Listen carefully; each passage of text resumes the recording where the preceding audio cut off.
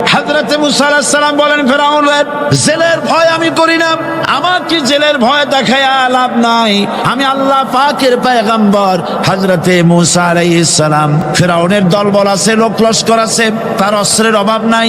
আল্লাহ রাব্বুল আলামিন মুসা আলাইহিস সালামের কাছে একটা অস্ত্র দিছিলেন কিনা আল্লাহ পাক হযরত মুসাকে বলেছেন, ওয়া মা তিলকা বিয়ামিনিকা ইয়া মুসা, মুসা রে তোমার হাতে ওটা কি? মুসা আলাইহিস সালাম বললেন, এটা লাঠি। আল্লাহ পাক বললেন, ফেলে দাও লাঠি।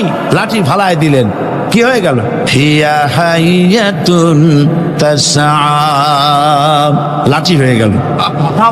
এখন লাঠি পড়ে সাপ হয়ে গেল।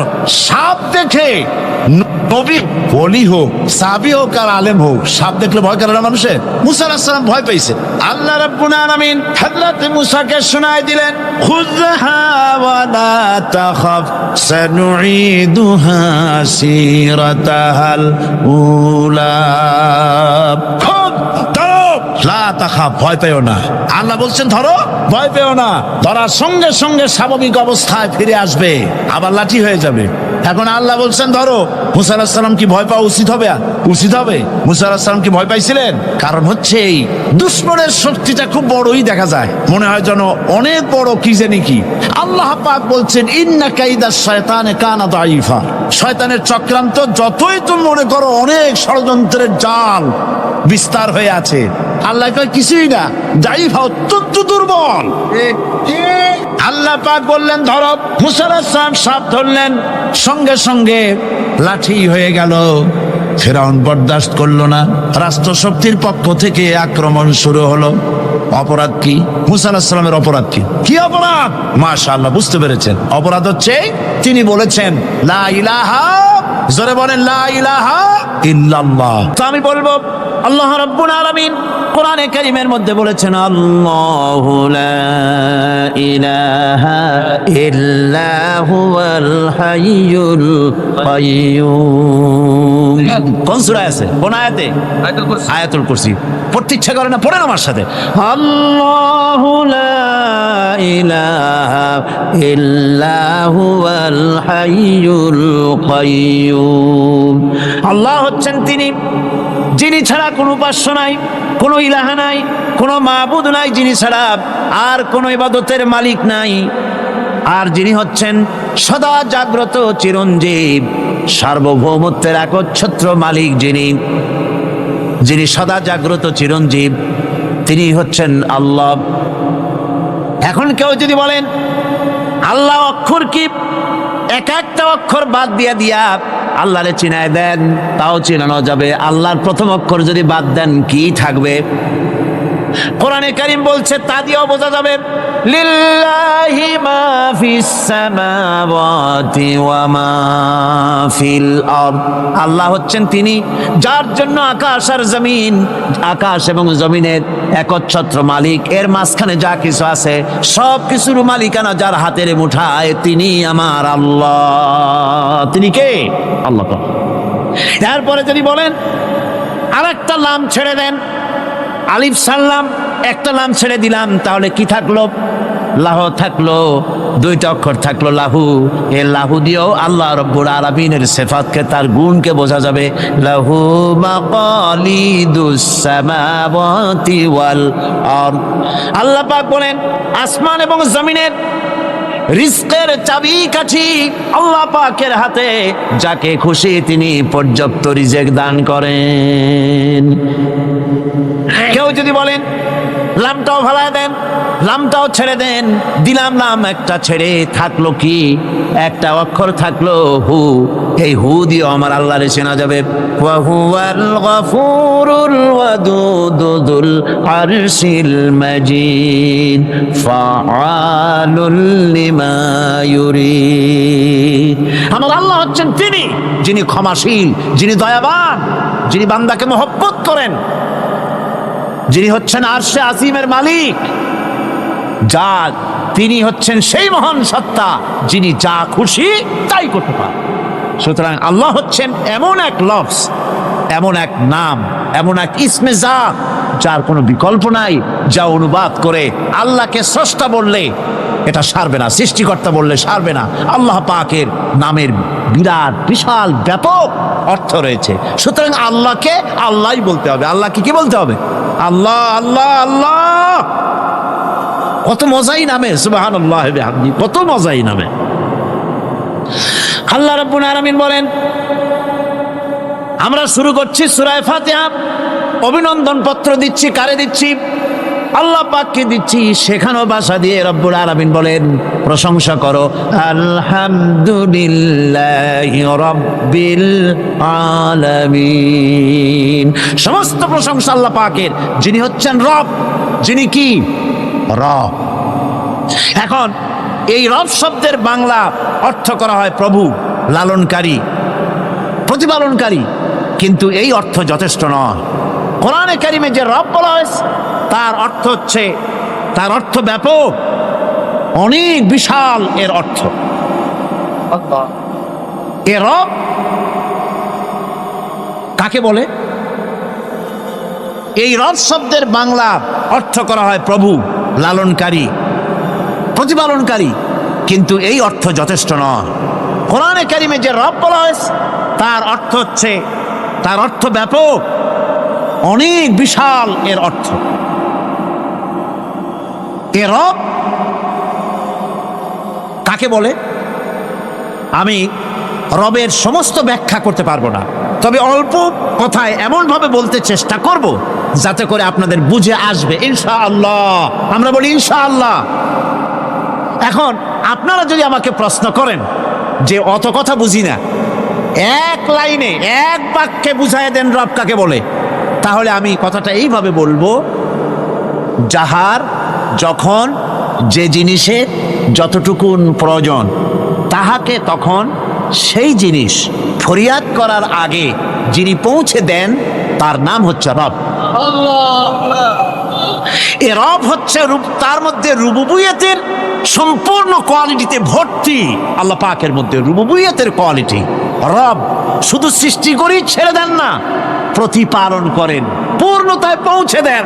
সুবহানাল্লাহ বলতে ইচ্ছে করে না ভাইরা? দেখেন আল্লাহ রাব্বুল আলামিন এমন রব, বাংলাদেশের কুকুর আর আমেরিকা ইউরোপের শীত প্রধান দেশের কুকুর একরকম নয়।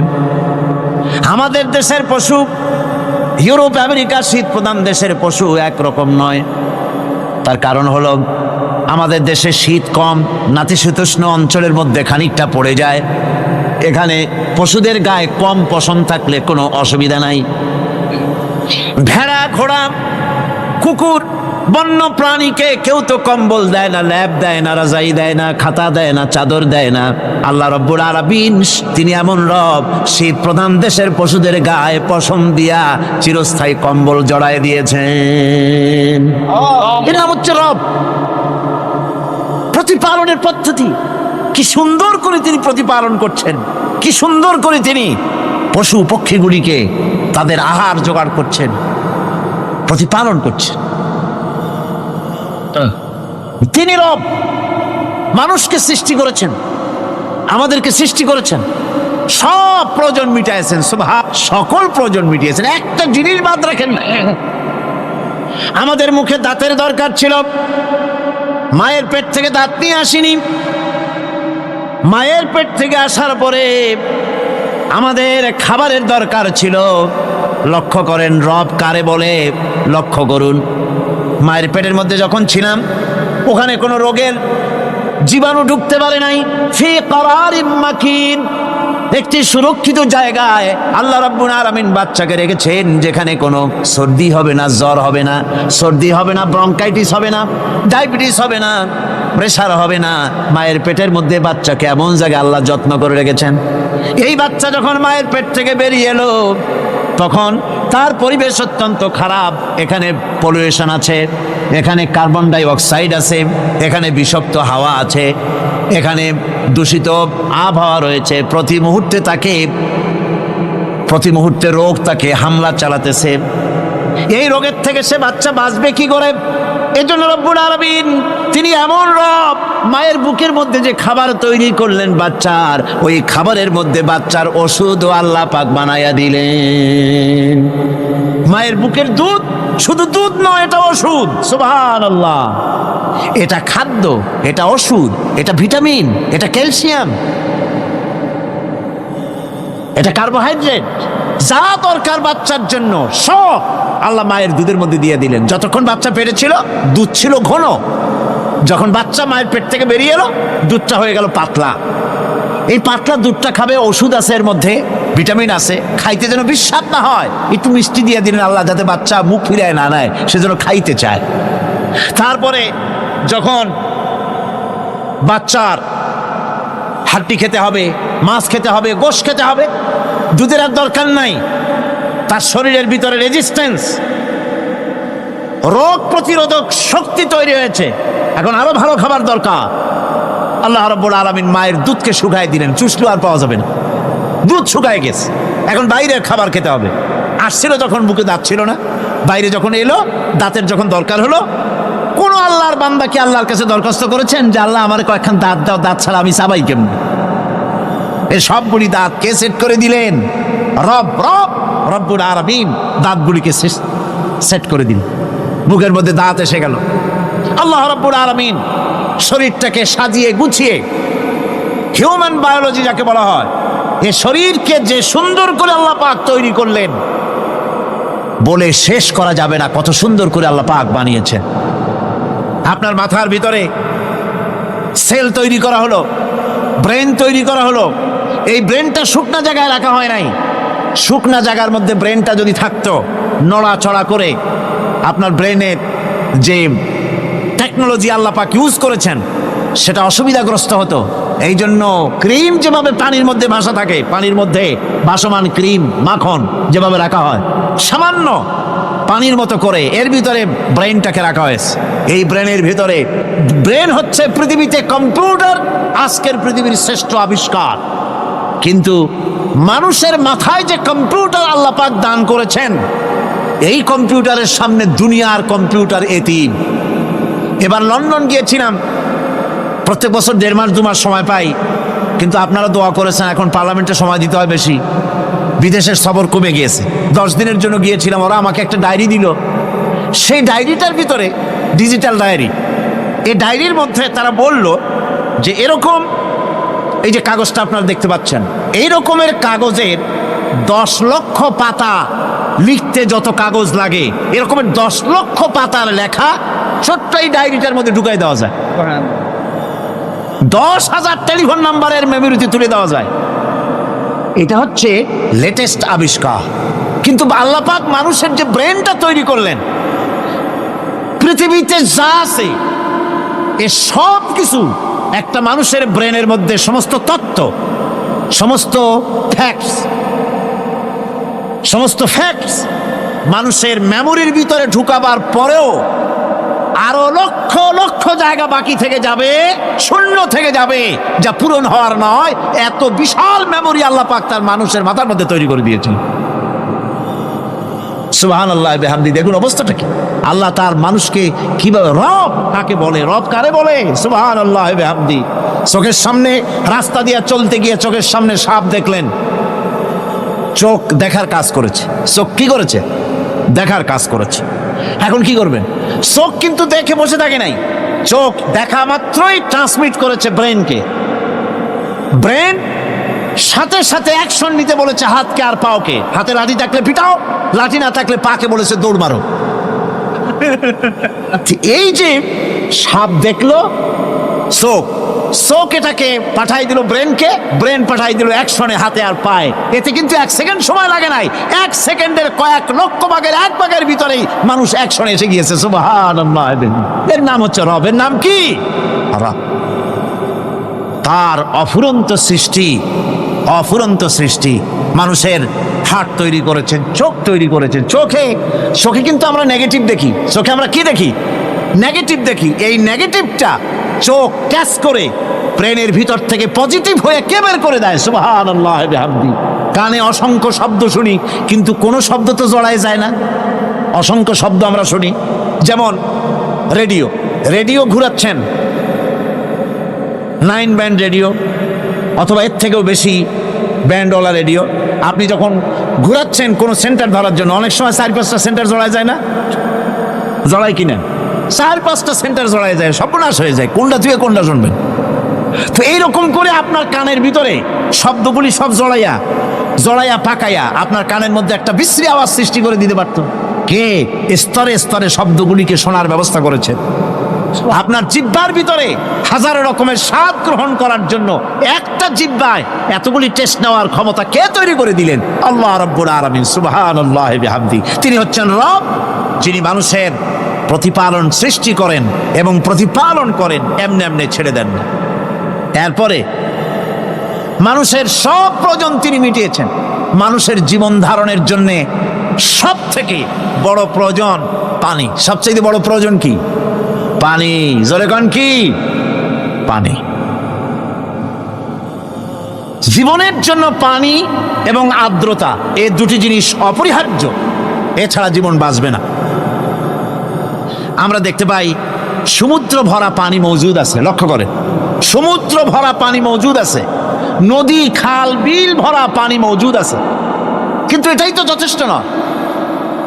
রব হচ্ছেন তিনি যিনি এই বিশাল বিশাল পানির মজুদ থেকে বাতাসকে যিনি বলেন, যিনি প্রতিনিয়ত বাষ্পীয় আকারে পানিগুলিকে সমুদ্র থেকে উত্থিত করেন, পানিগুলিকে উত্থিত করেন মহাকাশী।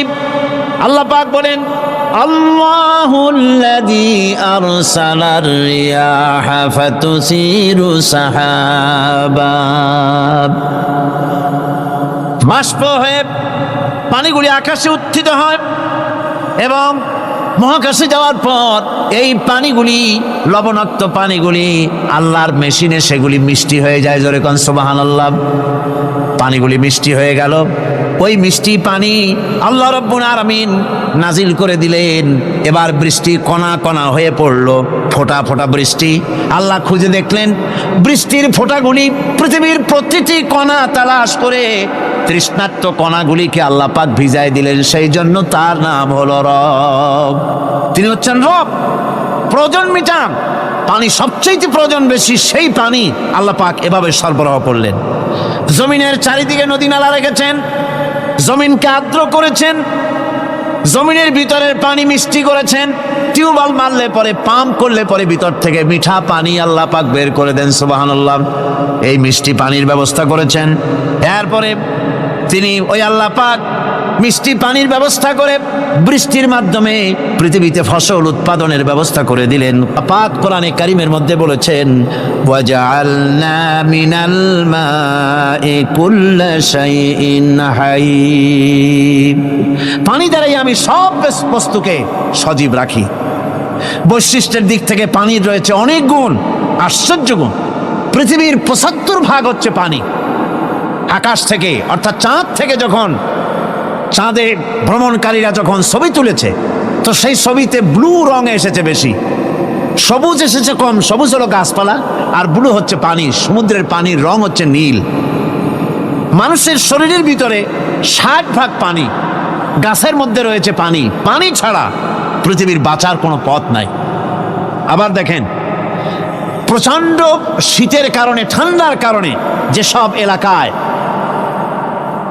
তাপমাত্রা হিমাঙ্কের নিচে এসে যায়, সেই সব দেশে সমুদ্রের পানি আর দরিয়ার পানিগুলি বরফ হয়ে যায়। এই বরফ যখন হতে থাকে, তখন পানি তার নিজের তাপকে নিচের দিকে ছুটতে থাকে।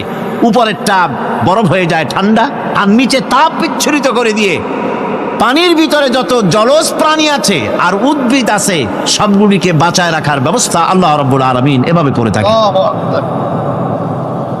এবার আল্লাহ রাব্বুল আলামিন বলছেন, এই পানি ছাড়া মানুষ বাঁচে না, প্রাণী বাঁচে না। পানি এমন এক জিনিস, এমন এক নিয়ামত আমি দান করলাম। আল্লাহ পাক বলেন, কুল আরাআইতুম ইন আসবাহা মাউকুম গাওরান ফামান ইয়াতিকুম বিমাইন মাইন। বলো দেখি, সবে শুকাইয়া যদি যায়, এই জমিনের পানি, তাহলে হেথায় তটনির ধারা কে দিবে সবারে আনি। এই পৃথিবীর নদী নালা খাল বিল জমিনের আভ্যন্তরীণ দিকে পানিগুলি যদি আমি আল্লাহ রাব্বুল আলামিন শুকায় দেই, তাহলে আমি আল্লাহ ছাড়া এমন কে আছে যে নতুন করে আবার পানির আমদানি করে দিতে পারে? আছে কেউ? আজ পানির শূন্যতা আমাদের দেশে দেখা যাচ্ছে। পানি আস্তে আস্তে কমে যাচ্ছে, আস্তে আস্তে পানি শেষ হয়ে যাচ্ছে। কি কারণে শেষ হচ্ছে এবং কি হলে পানি পাওয়া যাবে পরে বলা যাবে ইনশাআল্লাহ। তো জীবন ধারণের জন্য যেমন পানির প্রয়োজন, জীবন ধারণের জন্য তেমন বাতাসেরও প্রয়োজন। পানি ছাড়া তো কিছু সময় চলতে পারে, পানি এবং খাদ্য ছাড়া কিছু সময় চলতে পারে, কিন্তু বাতাস ছাড়া তো এক মুহূর্ত চলে না, ঠিক কিনা? বুঝেন কিনা কথা?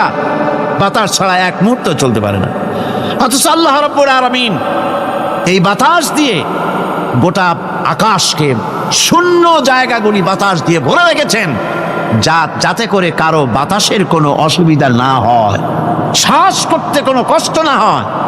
প্রাণী জগৎকে বাতাস দিয়ে বাঁচিয়ে রাখার জন্য আল্লাহ পাক মহাশূন্যকে এভাবে সব এলাকা বাতাস দিয়ে ভরে রেখেছেন। এই জন্য তার নাম হচ্ছে রব। এটাই হচ্ছে রুবুবিয়তের নমুনা।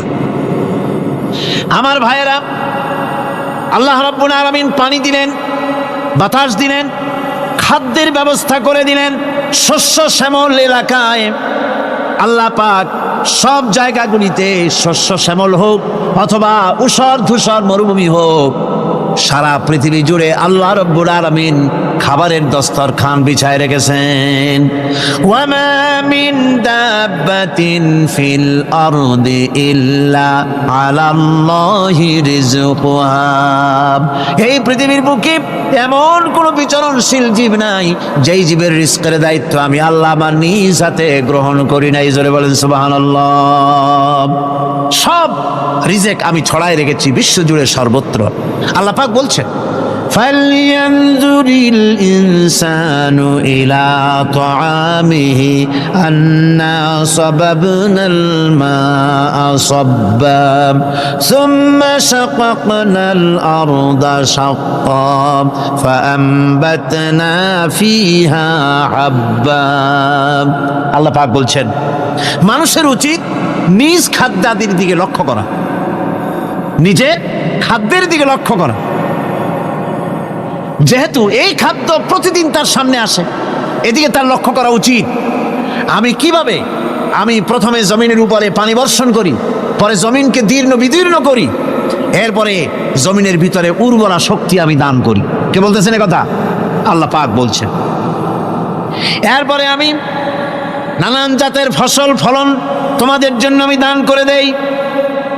খাদ্যের দিকে নজর করতেই জন্য আল্লাহ পাক বলেছেন, মানুষ চতুর্দিক থেকে তো চোখ ফিরাতে পারে, মুখ ফিরাতে পারে, কিন্তু খাদ্যের দিকে তার নজর করতেই হয়। সকালে, দুপুরে, বিকালে, রাত্রে সব সময় তার সামনে খাবার আছে। আল্লাহ পাক বলেন, খাবারের দিকে একটু নজর করো, কেমনভাবে কি সুন্দর করে খাবারগুলি তৈরি করে দিয়েছি, শুরু কিভাবে হলো, পরিপক্ক কিভাবে হলো, সেদিকে তোমরা লক্ষ্য করো। সে লক্ষ্য তো করা নাই, সমানে খায়, বিসমিল্লাহ বলে না, আলহামদুলিল্লাহ বলে না, পাইকারি দরে খাইতেই থাকে। আল্লাহ পাক বলছেন, খাদ্যাদির দিকে লক্ষ্য করো। এই যে চাউল তোমরা খাচ্ছ, আটা খাচ্ছ, গম খাচ্ছ, মাছ খাচ্ছ, গোশ খাচ্ছ, তাম পৃথিবীর সমস্ত বিজ্ঞানীরা একত্রিত হয়ে একটা চাউল বানাইতে পারবে? জোরে কোন পারবে? না পারবে। পারবে? প্লাস্টিকের চাউল খাবে আর কলেরা হয়ে মরবে। পৃথিবীর সমস্ত বিজ্ঞানীরা একত্রিত হয়ে একটি চাউল বানাতে পারবে না, একটা ডিম বানাতে পারবে না। পারবে একটা ডিম বানাতে? পারবে না।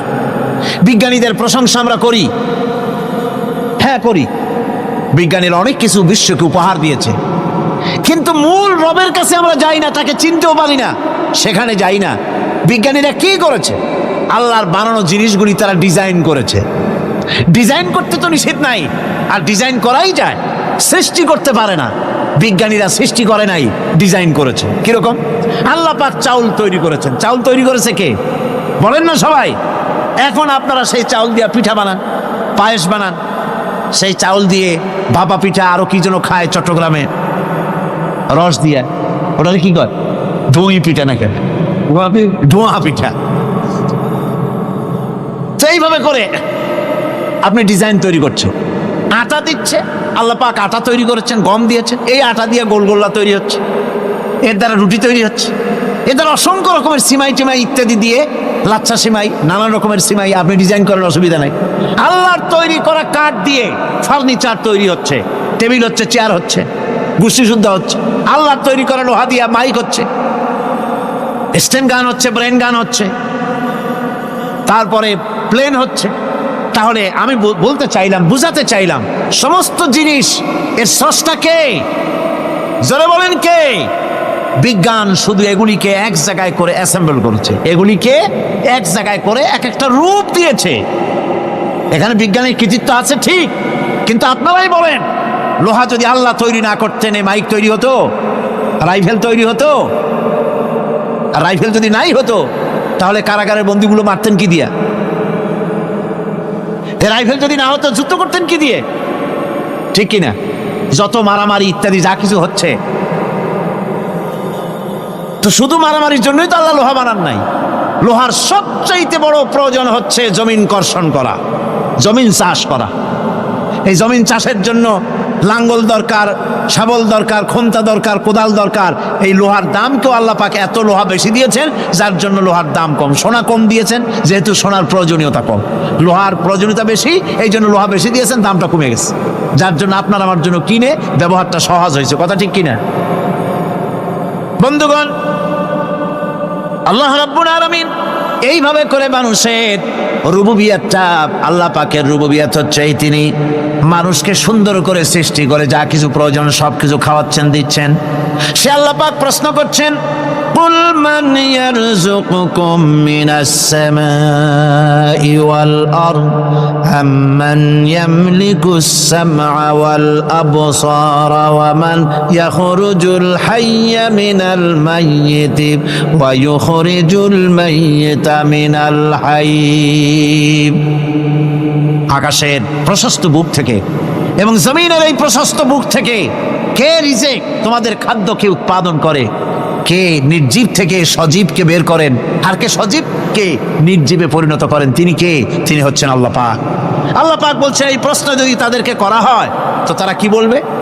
আল্লাহ পাক বলেন, وَمَنْ يُدَبِّرُ الْأَمْرَ فَسَيَقُولُونَ اللَّهُ فَقُلْ أَفَلَا تَتَّقُونَ। হে নবী, এদেরকে প্রশ্ন করুন। এদেরকে যদি প্রশ্ন করা হয় এই পৃথিবীর সুন্দর পরিচালনা পদ্ধতি কে করেন, তাহলে তারা এক কথায় বলবে, নিজের থেকেই বলবে আল্লাহ। কে করছেন? সবকিছু আল্লাহ। আল্লাহ পাক বলেন, নবী তাহলে তাদেরকে বলেন, এ কথা জানার পর, এ কথা বোঝার পরেও কেন তারা ঔদাসীন্যতা দেখাচ্ছে? কেন তারা গাফিল হয়ে যাচ্ছে? কেন তারা আল্লাহ পাককে ভয় করে তার পথের অনুসারী হচ্ছে না? যে আল্লাহ রাব্বুল আলামিন এত কিছু করছেন, তিনি তার পরিচয় সম্পর্কে বলে দিচ্ছেন, ফাযালিকুমুল্লাহু রাব্বুকুমুল হক ফামাযা বা'দাল হক ইল্লাদ দালাল। নিশ্চয়ই এসবের মূলে রয়েছেন তোমাদের রব, আমাদের আল্লাহ, আমাদের রব। সুতরাং উজ্জ্বল সত্য প্রকাশিত হওয়ার পর গোমরাহি ছাড়া আর কিছুই বাকি থাকে না। সুতরাং যারা সত্যের পথের অনুসরণ করতে চায়, রবকে চিনতে হবে, আল্লাহ পাককে জানতে হবে এবং তাকে অনুসরণ করতে হবে, তাকে রব হিসাবে চিনতে হবে। আমার বন্ধুগণ, এটা হচ্ছে সেই রুবুবিয়াত ইলাহি যার দিকে হযরত মূসা আলাইহিস সালাম ইঙ্গিত করেছিলেন ফেরাউন যখন তাকে প্রশ্ন করেছিলেন, ফামান রাব্বুকুমা ইয়া মূসা। হে মূসা, তোমাদের দুজনের রব কে? তোমাদের রব, তোমাদের প্রভু কে? তিনি জবাব দিলেন, রব্বুনাল্লাযী আ'তা কুল্লা শাইইন খালকাহু সুম্মা হাদা। রব হচ্ছেন আমাদের তিনি, যিনি নাকি আমাদের প্রতিপালক, আমাদেরকে সৃষ্টি করেছেন এবং আমাদেরকে হেদায়েত দিয়েছেন, সঠিক পথের দিশা দিয়েছেন। এখানে হেদায়েত হচ্ছে, এখানে হেদায়েত শব্দের অর্থ হচ্ছে সৃষ্টি শুধু করেন নাই, তাকে চলার, তার খাদ্য অনুসন্ধানের, তাকে বেঁচে থাকার সব কিছুর উপকরণ এর কমন সেন্স, এর সাধারণ জ্ঞান আল্লাহ পাক তার সাথে দিয়েছেন, তিনি হচ্ছে রব। আচ্ছা, একটা দৃষ্টান্ত দেই। এই হেদায়েতটা কি? এই হেদায়েতটা হচ্ছে, আপনাদের বাড়িতে যদি কারো বিড়াল থাকে, বিড়াল, বিড়াল বোঝেন তো না কি বলে এখানে? বিড়াল, বিলাই নাকি বলে, বিড়াল। এই বিড়াল যদি আপনাদের কারো বাড়িতে থাকে, তো বিড়ালের প্রসবকালীন অবস্থা দেখবেন, বিড়ালের প্রসব হবে, বাচ্চা দেবে। বিড়াল তখন ঘরের মধ্যে পেরেশান হয়ে ঘুরতে থাকে, একটা নিরাপদ জায়গা খোঁজে, একটা নিরাপদ জায়গা খোঁজে। প্রসব করার 2-3 দিন আগের থেকে খুঁজতে থাকে তার জন্য নিরাপদ জায়গা কোনটা। এরপরে খুঁজতে খুঁজতে প্রসবের দিন সে সত্যিকারের ঘরের মধ্যে সবচাইতে কোনা কানা জায়গা যেটা, সেই রকমের একটা নিরাপদ জায়গা সে বেছে নিল। এরপরে বাচ্চা হলো। বাচ্চা হওয়ার পর এই বাচ্চার উপরে কেউ যেন আক্রমণ না করে, শত্রু যেন তার জায়গাটিতে না আসে, এই জন্য বাচ্চাটার তো হাত দিয়া মায়ের মতো করে নিতে পারে না, সে আস্তে করে ঘাটটা কামড়ায় ধরে যাতে করে বাচ্চা ব্যথা না পায়। ওইভাবে করে ঘাড় কামড়ায় ধরে, আজকে এই সিঁড়ির নিচে, কালকে ওই খাটের নিচে, পরশুদিন এই আলমারির কোনায়, এইভাবে বাচ্চাগুলি সরায় সরায় রেখে বাচ্চাকে প্রতিপালন করে। এই বিড়ালের হেদায়েত দিলটা কে? যিনি দিলেন তার নাম রব, তিনি হচ্ছেন রব্বুল আলামিন। সন্তান প্রতিপালনের ব্যবস্থা শুধু দুনিয়ার মানুষকেই দেন নাই, প্রাণী জগৎকেও দিয়েছেন। সুবহানাল্লাহ। বলেন বলেন, মুরগির বাচ্চা হলো, ডিমের থেকে বাচ্চা বেরোলো, এই বাচ্চাগুলি হয়েছে গতকাল, আজকে বাচ্চাগুলি আদার খাচ্ছে মায়ের সাথে। হঠাৎ করে একটা চিল এলো, আর ওর মা একটা সিগন্যাল মারলো, সাথে সাথে বাচ্চাগুলি দৌড়াইয়া এমন পলান দিল, আপনি তো ভালো একাদশীর বাপেও তালাশ করে পাবে না যে মুরগির বাচ্চা পলাইলো কই। এখন ওই বাচ্চাটিকে এই সিগন্যাল সম্পর্কে কে অবহিত করলো যে এইরকম একটা আওয়াজ শুনলে এটা ভীতির আওয়াজ, এটা সাইরেন, এটা বিপদ সংকেত, এটা ডেঞ্জার সিগন্যাল, এটা শুনলে দেখলে তাড়াতাড়ি করে আত্মগোপন করবা। কে শিখাইলো? কে শিখাইলো? আল্লাহ পাক শিখাইছেন। এখন এক শ্রেণীর বুদ্ধিজীবী তারা আবার উল্টা কথা কয়। তারা বলে কি? তারা বলে যে মুরগি বাচ্চা, এই বাচ্চা যে দৌড় মারলো, এখানে আল্লাহ এইসব কিছু নাই, নাউযুবিল্লাহ মিন যালিক। তো এখানে কি আছে? কয় যে এখানে বিষয়টা হলো এই যে এই মুরগি আর মোরগ, ওর বাপ মা, এই দুজনের মধ্যে আছে সিলের ভয়, আছে শিয়ালের ভয়। ওই ভয় ওদের মধ্যে ছিল, এই মা বাপের ক্রসের মাধ্যমে বাচ্চা আসছে, কাজে ওই ভয়, বাপের যদি কোনো রোগ থাকে, মায়ের রোগ থাকে, তো এগুলি তো বাচ্চার মধ্যেও ঢোকে। তো ভয় হোক, সুখ হোক, দুঃখ হোক, এই অনুভূতি স্বাভাবিক প্রক্রিয়ার মাধ্যমে বাচ্চার মধ্যে ঢুকছে, আর সিল দেখে আওয়াজ শুনে সে আত্মগোপন করেছে। এইটা আমি পড়িয়া আমি আমার আলোচনা এক জায়গায় বললাম বুদ্ধিজীবীদের উদ্দেশ্যে, যদি সত্যিই তাই হয়, মোরগ আর মুরগি মা বাবার মধ্যেই ভয় আছে বলে বাচ্চার মধ্যেই ভয় ঢুকছে, সেই জন্য সে আত্মগোপন করছে, তাহলে আবার মানুষের ব্যাপারে কথাটা আনি, মানুষেরা সাপেরে ভয় করে না মহব্বত করে? কথার জবাব দিলে না, যখন তখন মনে হয় আপনারা সাপ বুঝি ভালোবাসেন।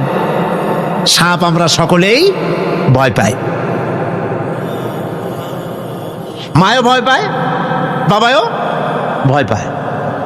এই মায়ের গর্ভে সন্তান এসছে, সন্তানের বয়স 2 বছর, 2.5 বছর, ঘরের মধ্যে কেউ ছিল না, ঘরের মধ্যে একটা সাপ আসছে, একটা সুন্দর সাপ, দেখতে সুন্দর, কিন্তু সে সাপে কামড়ালে মানুষ মরে যায়। ওই সাপটা মাথা উঁচু করে ফোনা ধরেছে।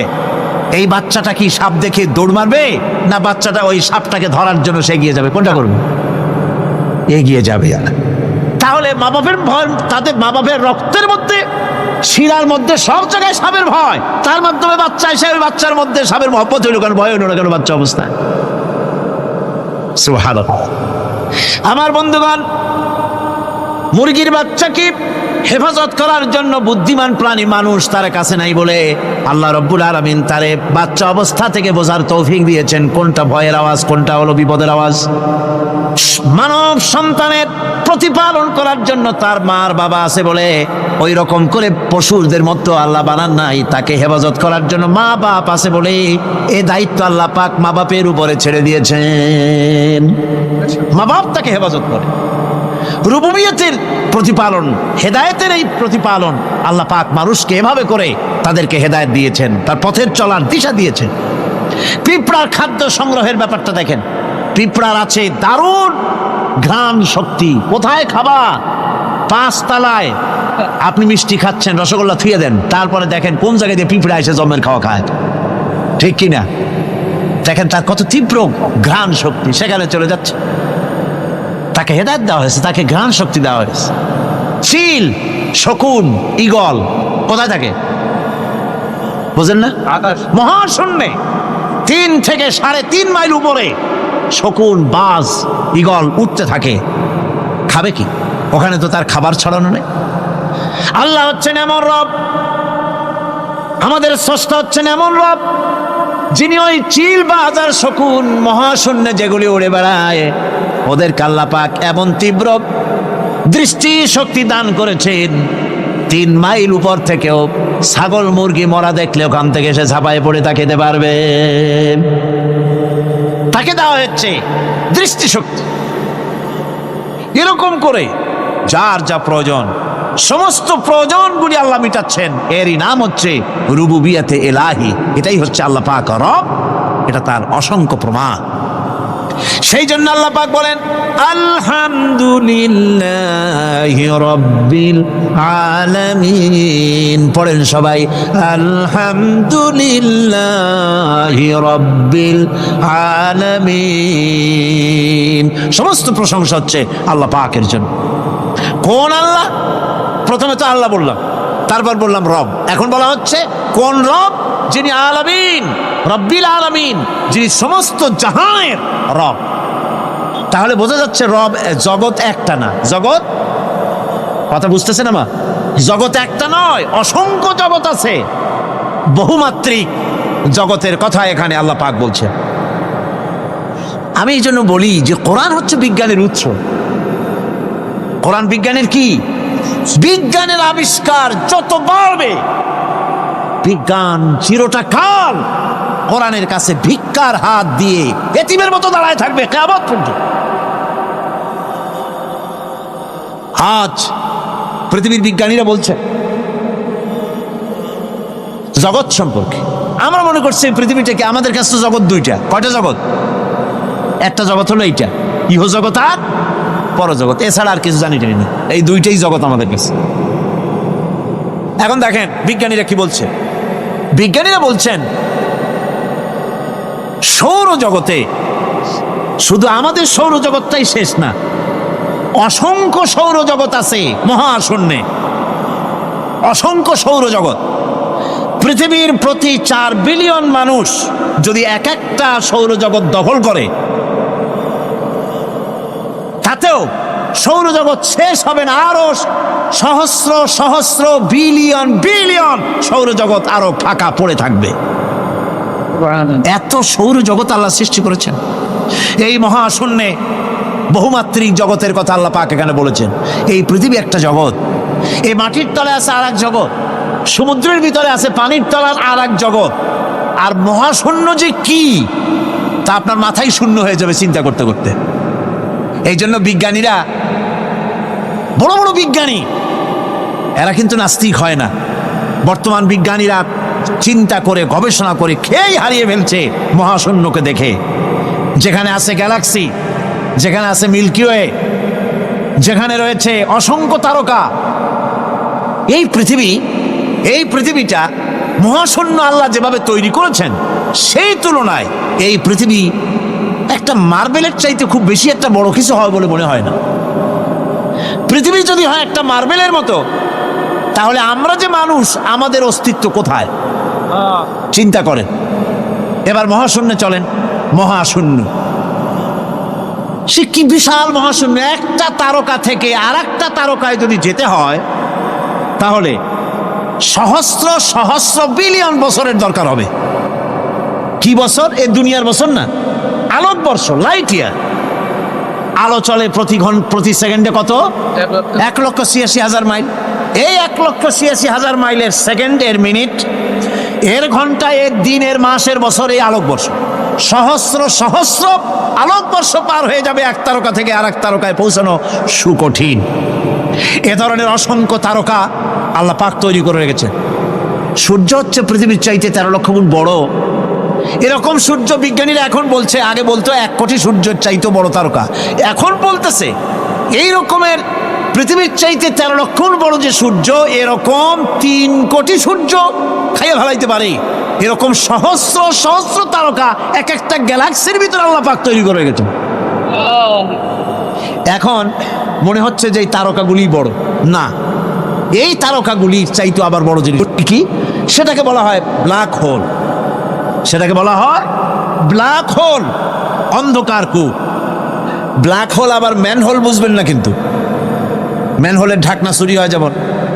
তবে একটা দৃষ্টান্ত আপনি বুঝতে পারেন, রাস্তায় রাস্তায় যেমন অসংখ্য ম্যান হোল আছে, ওই রকম করে মহাশূন্যে অসংখ্য ব্ল্যাক হোল আছে, একটা দুইটা না, অসংখ্য।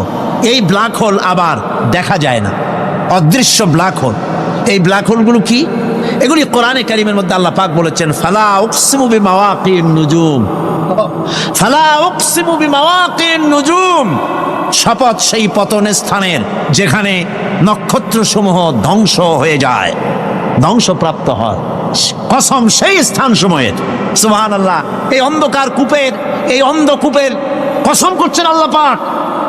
সে অন্ধকূপটা কি? সেই ব্ল্যাক হোলটা কি?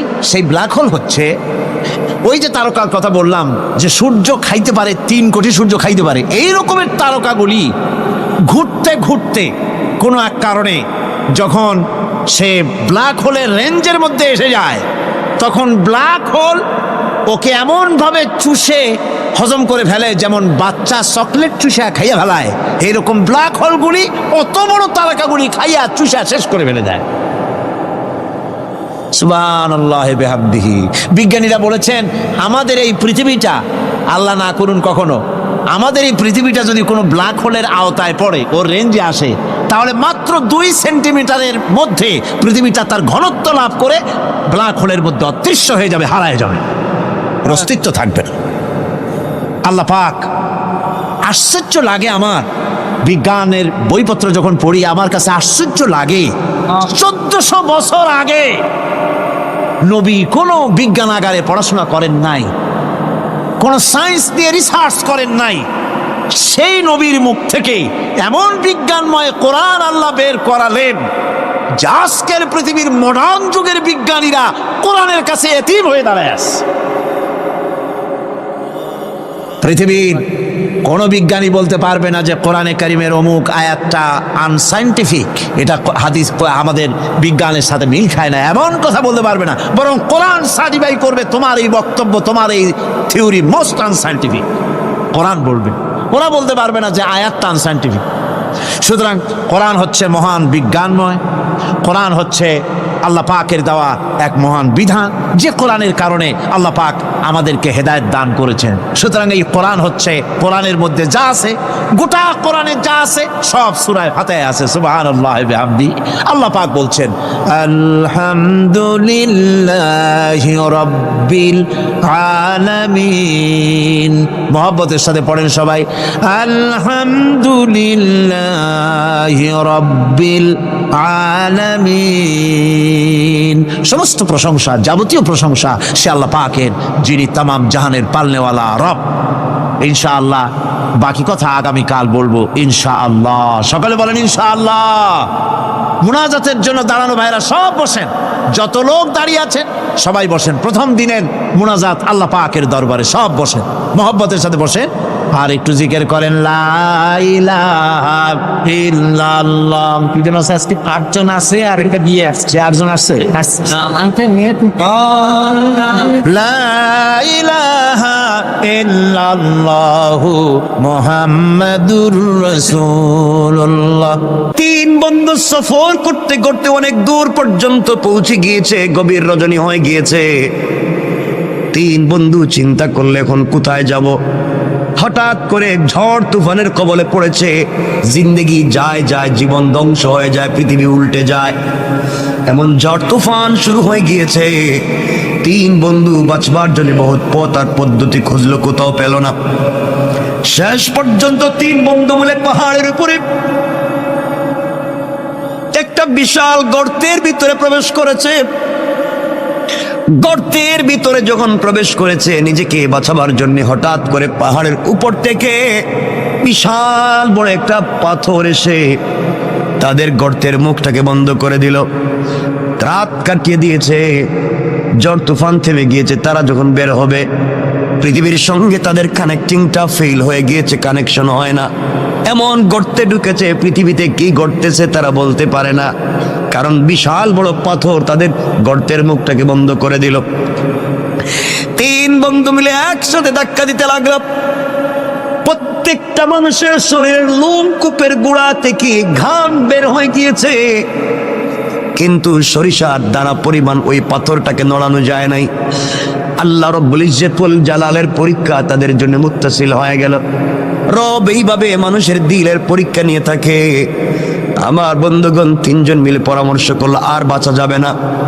দীর্ঘক্ষণ চলে গেল, মরে যাবার মতো উপক্রম, পানিও নাই, খাবারও নাই, দম বন্ধ হয়ে যায়, অক্সিজেন নাই।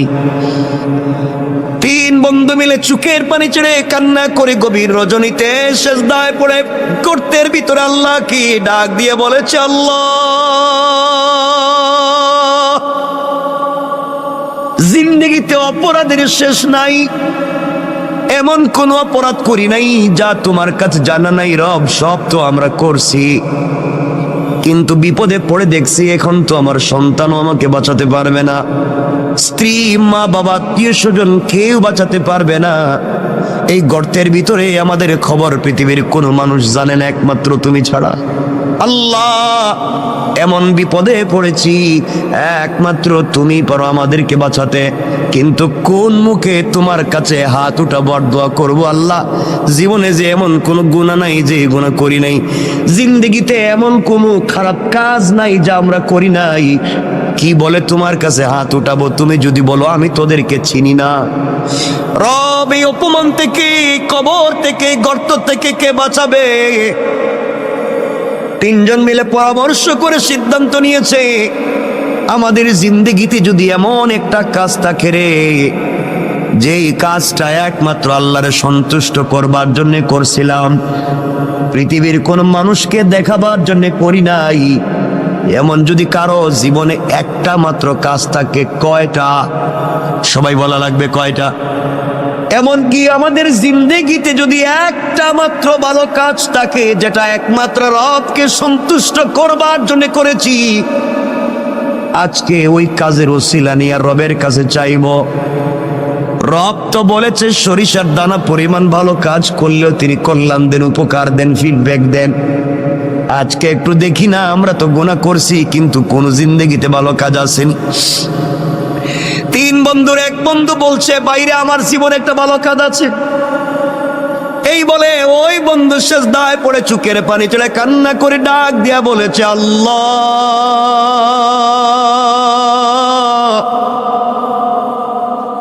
আমার জিন্দেগিতে একটা ভালো কাজের কথা আমার মনে পড়েছে। রব, আমার মন বলছে এই কাজটা একমাত্র তোমার জন্য আমি করছি, পৃথিবীর কেউ আমাকে বাধা দিতে পারবে না। আয় আল্লাহ, আমার চাচাতো বোন, যাকে আমি প্রাপ্ত বয়স্ক হওয়া থেকে যার পিছনে লেগে আছি, যাকে একটা বার স্পর্শ করতে চাই, একটা বার আলিঙ্গন করতে চাই, আমি তার সঙ্গে জেনা করতে চাই, মেলামেশা করতে চাই, তার মতো সুন্দরী মেয়ে আর নাই, কিন্তু আল্লাহ কোনোদিন তাকে আমার ভাগে নিয়ে আসতে পারলাম না, কোনোভাবে কথা বলে ফুসলাতে পারলাম না। আমার ওই চাচাতো বোনের বিয়ে হয়ে গিয়েছে। বিয়ে হয়ে যাওয়ার পরে, তার স্বামীর বাড়িতে যাওয়ার পরে কিছুদিন পরে তার কি একটা বিপদ হয়েছে, তার সন্তান একটা হয়েছে, কিন্তু আমার মাথা থেকে তার চিন্তা যায় নাই। আমি তখনও সুযোগ খুঁজছিলাম, বোনকে যদি কোনোভাবে পাই তার সঙ্গে জেনা করব। আল্লাহ, বোন আমার কাছে কিছু ঋণের জন্য আসছিল। আমি বলছি, বোন রে, তুই যখন আমার কাছে ঋণ চাইছ, যা চাইবে তাই দিব, ঋণ না একেবারেই দিব। বিনিময়ে তোমার কাছ থেকে আমি পার্সোনাল কিছু সময় চাই, পার্সোনাল টাইম চাই। তুমি কি আমাকে একাকিত্বে, নির্জনে আমাকে সময় দিতে পারবা? আয় আল্লাহ তাআলা, আমার বোন দেখেছে এই পৃথিবীতে এই মুহূর্তে টাকা ছাড়া তার সন্তান বাঁচবে না, তার পরিবার চলবে না, সে টাকার জন্য রাজি হয়ে গিয়েছে। আমি তাকে টাকা দিয়ে দিয়েছি, আয় আল্লাহ, আমি নির্ধারিত সময় আর দিন বলে দিলাম। নির্ধারিত সময়ে যখন সে যে ঘর বলেছে আমি ঘরে পৌঁছে গেলাম। আমি ঘরের ভিতরে গিয়ে দেখি আমার বোন চুকের পানি ছেড়ে ছেড়ে কান্না করে আল্লাহরে বলছে, আল্লাহ, পুরা জিন্দগি সতীত্বের হেফাজত করেছি, পুরা জিন্দগি নিজের চরিত্রের হেফাজত করেছি। আল্লাহ, আজ না আমি বড় বিপদগ্রস্ত। আল্লাহ, কিছু ঋণ আনবার কারণে ও আমার সাথে জেনা করতে চায়। কুকর্মগুলাকে দূর করে তোমার দ্বীনের বুঝ দিতে আল্লাহ, তার ভিতরে কি তোমার ভয় ঢুকাইয়া দিতে পারো না? আমি ঘরের ভিতরে গিয়ে আমার বোনের হাত ধরেছি। বোন ডাক দিয়া বলছে, বাইরে তোর ভিতরে কি আল্লাহর ভয় নাই? আল্লাহর কাছে ফিরে যাওয়ার কি তোমার ভয় নাই? রব বলেছে, ওয়াত্তাকু, ভয় করো ওই দিনকে, ইয়াওমান তুরজাউনা ফীহি ইলাল্লাহ, ভয় করো ওই দিনকে যেই দিন আমার কাছে তোমাকে ফিরে আসা লাগবে, ওই দিন তোমার হিসাব তোমাকে দেওয়া লাগবে। ও ভাই, তোর ভিতরে কি ভয় নাই? রব বলে দিয়েছে, ওই দিন যে অপকর্ম করবে, দুনিয়ার জমিনে যে গুনাহ করবে, কিয়ামতের দিনে আল্লাহ তার আমলনামা তার হাতে সোজা সোজা দিবেন না। হাতটাকে বুকের ভিতরে ঢুকাইয়া ভেঙ্গে পিছন দিকে দিবেন, আর ফেরেশতাদেরকে বলবেন, গোলামের হাতে তার কিতাব আমলনামাটা দিয়ে দাও। আল্লাহ বলবেন, ইকরা কিতাবাকা কাফা বিনাফসিকাল ইয়াওমা আলাইকা হাসিবা। বান্দারে, জীবনে যা করছো গোলাম, চলার পথে যা করছে, যে তোমার হাতে ধরাইয়া দিলাম, তুমি পড়ো। এমন সময় ফেরেশতারা বলবে, আল্লাহ, ওর মুখটা চোখটা তো সামনের দিকে, ওর হাত যে বুকের ভিতরে ঢুকাইয়া পিছন দিকে বের করলেন, আমলনামা তো পিছনে দিলেন, চেহারা সামন দিকে, আমলনামা পিছন দিকে, ও কেমনে দেখবে? আল্লাহ, আমলনামাকে ঘুরাইয়া সামনে নিয়ে আসবো। ও আবার ভাই, তুই শুন, আল্লাহ ডাক দিয়া বলবেন, না না, ওর আমলনামার সামনে আনা যাবে না, আমলনামার সামনে দেওয়া যাবে না। ফেরেশতারা বলবে, আল্লাহ, তাইলে আমলনামা পড়বে কেমনে? আল্লাহ বলবেন, শোনো ফেরেশতারা, ওর ঘাড়টারে মটকাইয়া দাও, ওর ঘাড়টারে মটকাইয়া পিছন দিকে করে দাও, চিৎকার করে যেন কানতে থাকে, চিৎকার করতে থাকে। ভাইরে, তোর হাতটা বুকের ভিতরে ঢুকাইয়া পিছন দিকে বের করা হবে, এরপরে তোমার ঘাড়কে মটকাইয়া দেওয়া হবে। এরপর আল্লাহ বলবেন, খুযুহু ফাগুল্লু সুম্মাল জাহিমা সাল্লু। ওরে ধরো রে, ভালো করে ধরো, আর জাহান্নামের গরম শিকল দিয়া হাত পায়ে দড়ি লাগাও, অপমানিত গোলামের ন্যায় টেনে টেনে জাহান্নামে নিয়ে যাও। কেন রে ভাই, তুই এই গুনার কাজ করে আমার সঙ্গে এত অপরাধ করবি? কেন রে ভাই, তুই জাহান্নামের আগুনে জ্বলবি? ভাই, তোর মনে কি আল্লাহর ভয় নাই? তোমার মনে কি জাহান্নামে যাওয়ার ভয় নাই? তোমার মনে কি আল্লাহর সামনে দাঁড়াবার ভয় নাই? তুমি কেমনে আমার সঙ্গে ওই নাফরমানি করবা?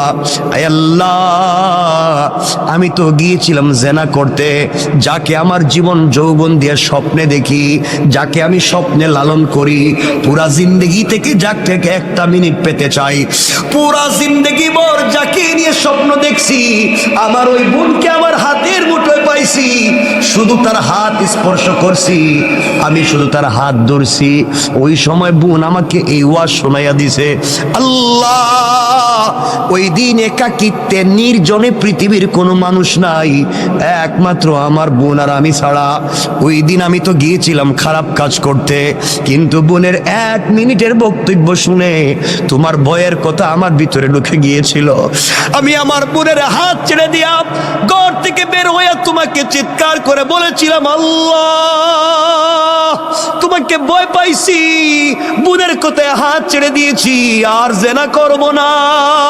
এই বলে ঘর থেকে বের হয়েছিলাম, আর জিন্দেগিতে বোনের দিকে চোখ তুলে তাকাই নাই।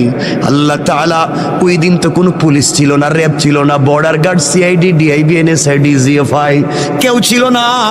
একমাত্র তোমার কথা শুনে তোমার ভয় আমার দিলে ঢুকে গিয়েছিল।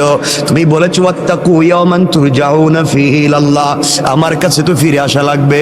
ওই যে ভয় ঢুকে গিয়েছিল, ভয়ের কারণে আমি হাত ছেড়ে দিয়েছি। আল্লাহ, ওই দিনের কাজটা যদি একমাত্র তোমার ভয়ে, তোমার ভালোবাসায় হয়ে থাকে, আজকের মতো বিপদ থেকে বাঁচাইয়া দাও। ওই গোলাম দোয়া করতে দেরি হয়েছে, ওই গর্তের উপর থেকে পাথরটা 3 ভাগের 1 ভাগ অটোমেটিক সরে গিয়েছে। আল্লাহু আকবার। চিন্তা করেন কি বলতে চাই। আল্লাহর গোলাম বুঝতে পেরেছে। এবার আপনারাও বুঝেন, জীবনে ভালো কাজ করলে রব কিন্তু ফিডব্যাক দিবে। আপনি আল্লাহর পক্ষ থেকে বারাকাত পাবেন, এতে কোনো সন্দেহ নাই। কাজটা যদি হয় নির্বেজাল আল্লাহর জন্যে, খালিস নিয়তি আল্লাহর জন্য যদি হয়, দুনিয়ায় ইজ্জতের জিন্দেগি পাবেন, আখিরাতেও রবের কাছ থেকে পুরস্কার পাবেন। ওই জন্য 2 হাত জোড় করে আপনাদেরকে বলি, প্রয়োজনে আপনাদের পায়ে ধরি বলি, বলেন যদি বাসায় গিয়া পায়ে ধরতে তাও ধরি। আল্লাহর ওয়াস্তে চলার পথে রবকে ভয় করা শিখুন, হারাম কাজ থেকে নিজেকে বাঁচান। যেই সন্তান পরিবার আত্মীয় স্বজনের জন্য এত কষ্ট করি, কিয়ামতের দিন কিন্তু কেউ আমার আপনার আশেপাশে থাকবে না। সন্তান বাবার পরিচয় দিবে না, স্ত্রী স্বামীর পরিচয় দিবে না, মা বাবা সন্তানের পরিচয় দিবে না। ওই সময় একমাত্র নেক আমল তোমার আমার কল্যাণে আসবে।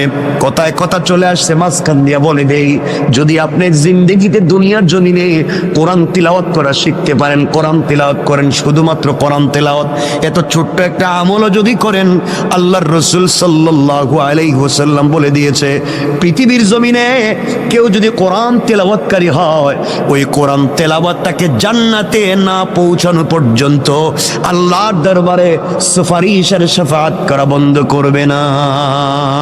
সুবহানাল্লাহ পড়েন। কথায় কথা চলে আসছে, মধ্যখানে 1 মিনিটে বলে দিই, আল্লাহর গোলাম দুনিয়ার জমিনে আল্লাহর গোলাম ইন্তেকাল করেছে। কবরে যাওয়ার পরে সবাই মিলে, আত্মীয় স্বজন মিলে গোসল করাইয়া, কাফন পরাইয়া, হাতে পায়ে বেড়ি দড়ি লাগাইয়া, রশ্মি দিয়া বেঁধে সাদা কাপড়ে প্যাকেটিং করে সবাই মিলে নিয়ে যায়, তাকে কবরের দিকে নিয়ে যায়। বান্দা চোখের পানি ছেড়ে ছেড়ে কান্দে আর বলে, সন্তান, তোর জন্য না ঢাকা শহরে এত সুন্দর বাড়ি বানাইলাম, তুই কেমনে আজকে বাপরে বান দিয়া তুই কই নিয়ে যাস?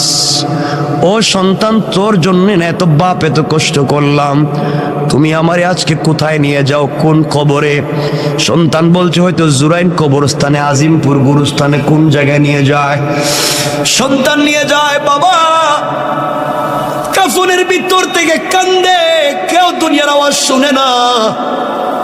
ডাক দিয়া দেখে তার ভাইও তার খাটিয়ায় ধরছে।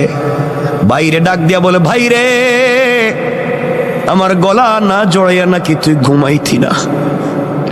আমার গলা না জড়াইলে নাকি তোর ঘুম আসতো না? ছোটবেলায় 2 জন খেতে বসলে কত দুষ্টামি করছি, 2 ভাই মিলে দুনিয়ার জমিনে কত দুষ্টামি করলাম। কেমনে রে ভাই তুই আজকে আমাকে, কেমনে তুই আমাকে ভুলে গিয়া জাহান্নামের কবরের দিকে নিয়ে যাস? ভাই ও কথা শুনবে না, তাকে দেখবে তার কলিজার টুকরা বন্ধু, সেও খাটিয়ে ধরে আছে, কবরের কাছে নিয়ে বলছে, মিনহা খালাকনাকুম ওয়া ফিহা নুঈদুকুম ওয়া মিনহা নুখরিজুকুম তারাতান উখরা। সবাই ডাক দিয়ে বলতেছে, ওখান থেকেই তুমি আসছিলা, আবার তোমাকে মাটিতে ঢুকাইয়া দিতেছি, কিয়ামতের দিন কিন্তু তুমি ওখান থেকেই উঠবা।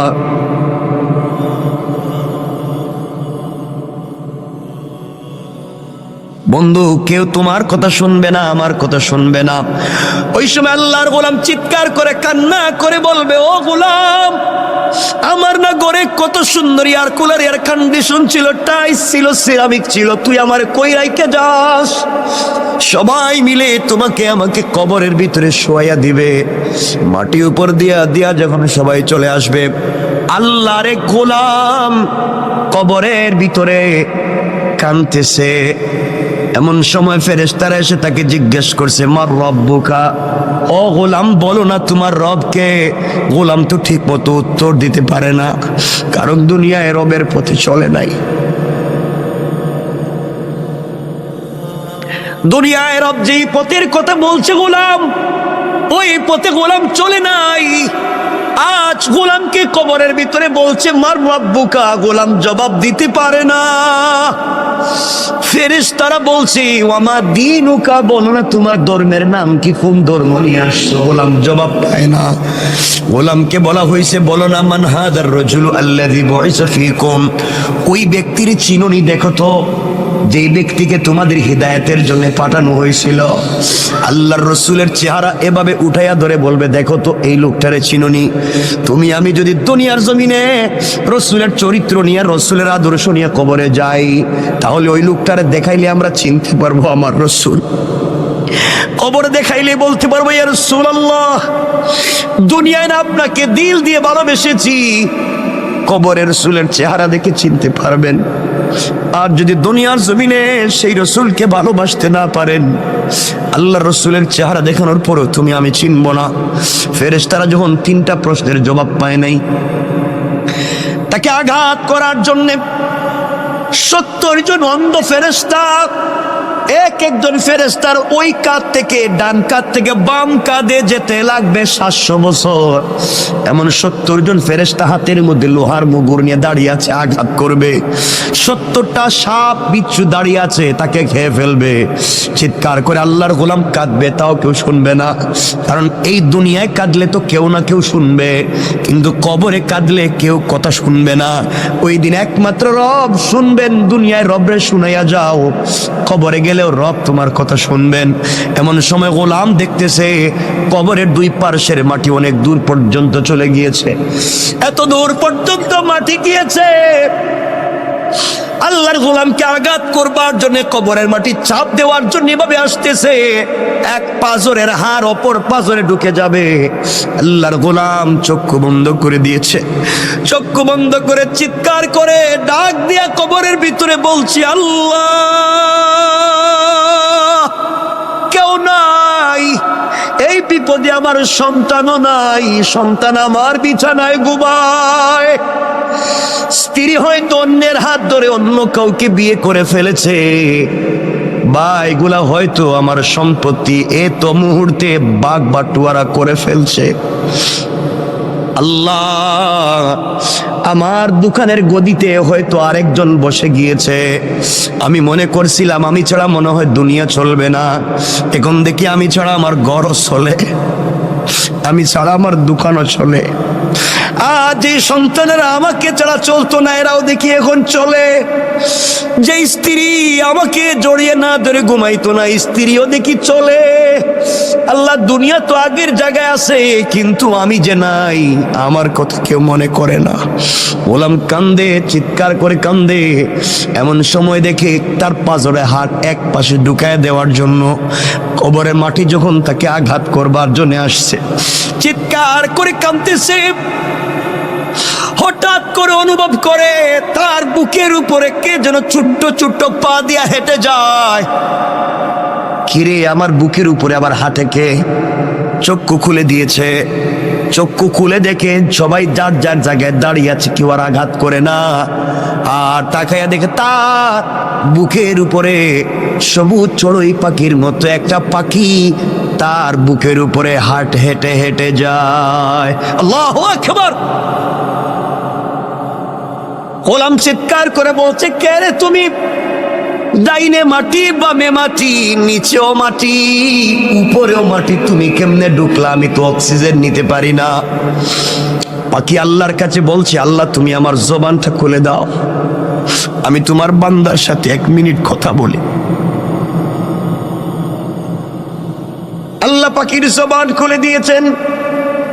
পাখি চিৎকার করে বলছে, আল্লাহর গোলাম, তুমি কাঁদবা না, তুমি আজকে টেনশন করবা না, তুমি অনেক কথার জবাব দিতে পারো নাই, কিন্তু আমি দুনিয়ার গাছের ডালে ডালে বসে সাধারণ পাখি না, আমি দুনিয়ায় বসবাস করার দুনিয়ার কোনো প্রাণী আর পাখি না, আমি হলাম তুমি এত কিছুর ভিতরেও যে প্রতিদিন ঘুমানোর আগে, এশার পরে ঘুমানোর আগে তুমি যে প্রতিদিন সূরা মুলক তিলাওয়াত করে ঘুমাইতে, আমি হইলাম সেই সূরা মুলক।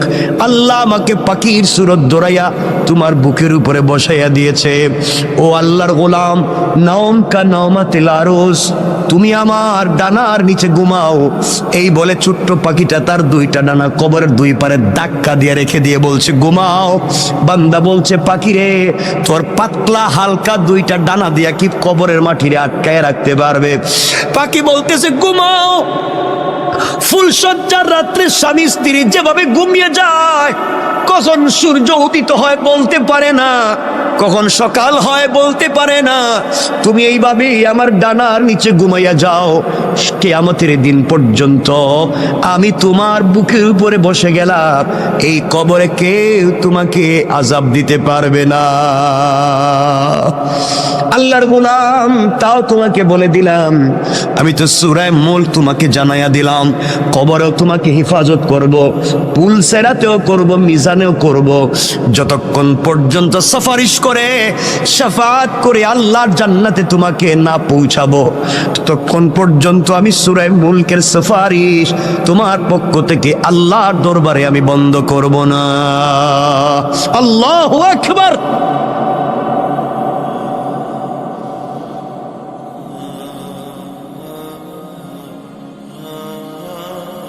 চিন্তা করেন। এই জন্য আল্লাহর গোলাম কথা লম্বা করতে চাই না, শুধু এতটুকুন বুঝাতে চাই, কার অহমিকায় পড়েছ? দুনিয়া তোমারে কেমনে এত পাগল করছে? দুনিয়া তোমার এত পাগল কেমনে করছে গোলাম? সব না সৌন্দর্য এখানেই থাকবে। তুমি তোমার বেডরুমটারে কত সুন্দর করলা, কয়েকটা দিন থাকবা, হয়তো ঘর থেকে বের হলে আর ফিরেও না আসতে পারো, কিন্তু অনন্তকাল যেই কবরে থাকবা, ওই কবরকে তুমি সুন্দর করলা না। আল্লাহর গোলাম, ওই আল্লাহর গোলাম যখন কান্না করছে, কবর 3 ভাগের 1 ভাগ, গর্তের ভিতর থেকে পাথর 3 ভাগের 1 ভাগ সরে গিয়েছে।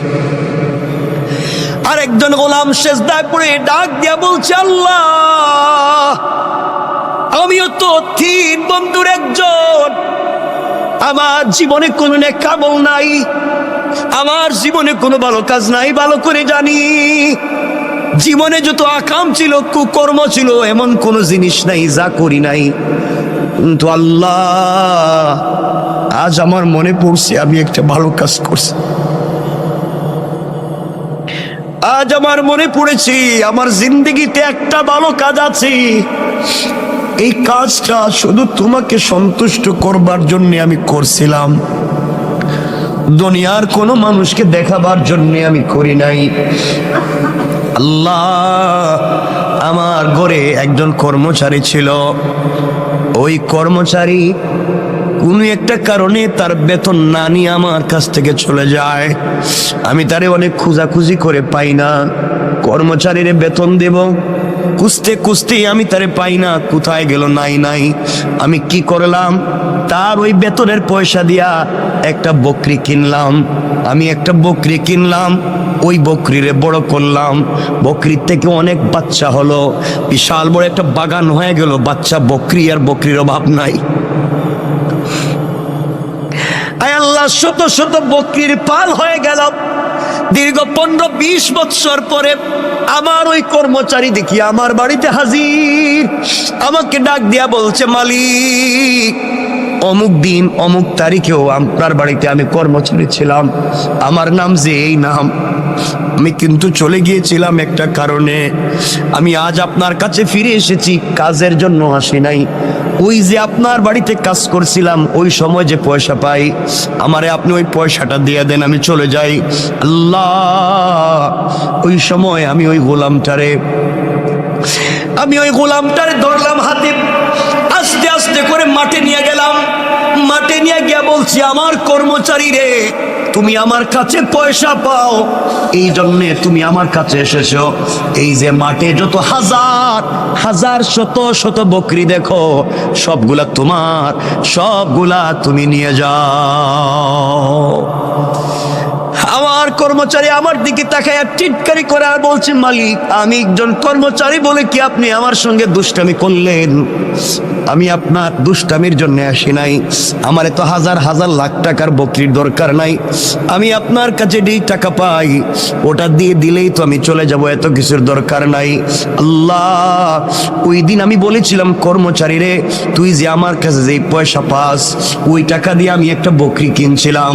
ওই বকরি কিনে বাচ্চা দিতে দিতে দিতে দিতে তো হাজার হাজার হইছে। এই জন্য একটাও আমার না। এতদিন আমি ছিলাম আমানতদার, তোর এগুলার দেখাশোনা করছি, তোর জিনিসরা আমি দেখাশোনা করে রাখছি। জানি না ঠিক মতো আমানত রক্ষা করতে পারছি কিনা, তোমার সম্পদের আমানত রক্ষা করতে পারলাম কিনা। মালিক তার কর্মচারীরে বলতেছে, আর আমরা কর্মচারীর সঙ্গে যেই ব্যবহার করি, মনে রাখবেন আজকে সে কর্মচারী, কাল হয়তো আখেরাতে সে মালিক হয়ে যাবে। আপনি গোলামের মতো তার পিছনে ঘুরবেন। তার দিলে যদি কষ্ট দেন, কোনোভাবে যদি সে কষ্ট পায়, কিয়ামতের দিন বুঝবেন কর্মচারীর আপনার কি প্রয়োজন, ওই দিন বুঝবেন। এই জন্য আল্লাহর ওয়াস্তে, আল্লাহ যাদেরকে পয়সার মালিক বানাইছেন, কর্মচারীর সঙ্গে খারাপ আচরণ করবেন না, খারাপ ব্যবহার করবেন না। আমার বন্ধুগণ, ওই দিন বুঝবেন আমার কথাটার কত দাম ছিল, কত লৌট ছিল। আল্লাহর গোলামের কথা শুনে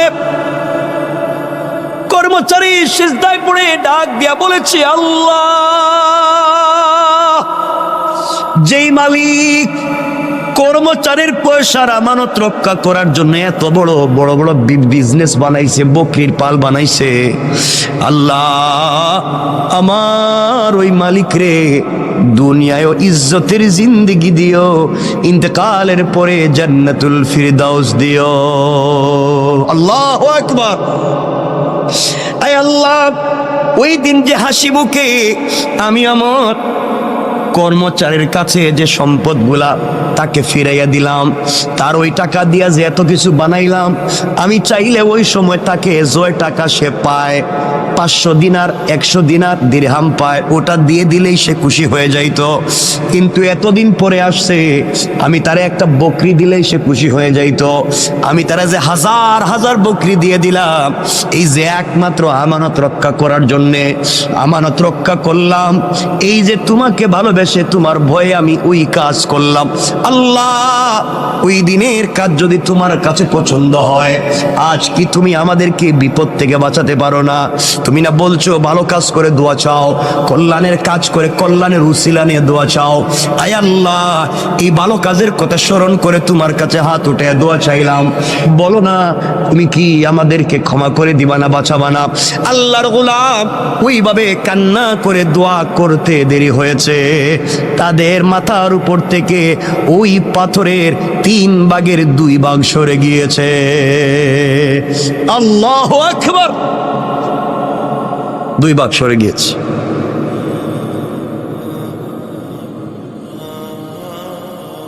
তারা অনেক ট্রাই করছে বের হওয়া যায় কিনা, দেখলো বাইরে যায় না, ওই আরেকটা ভাগ যাইতেইব।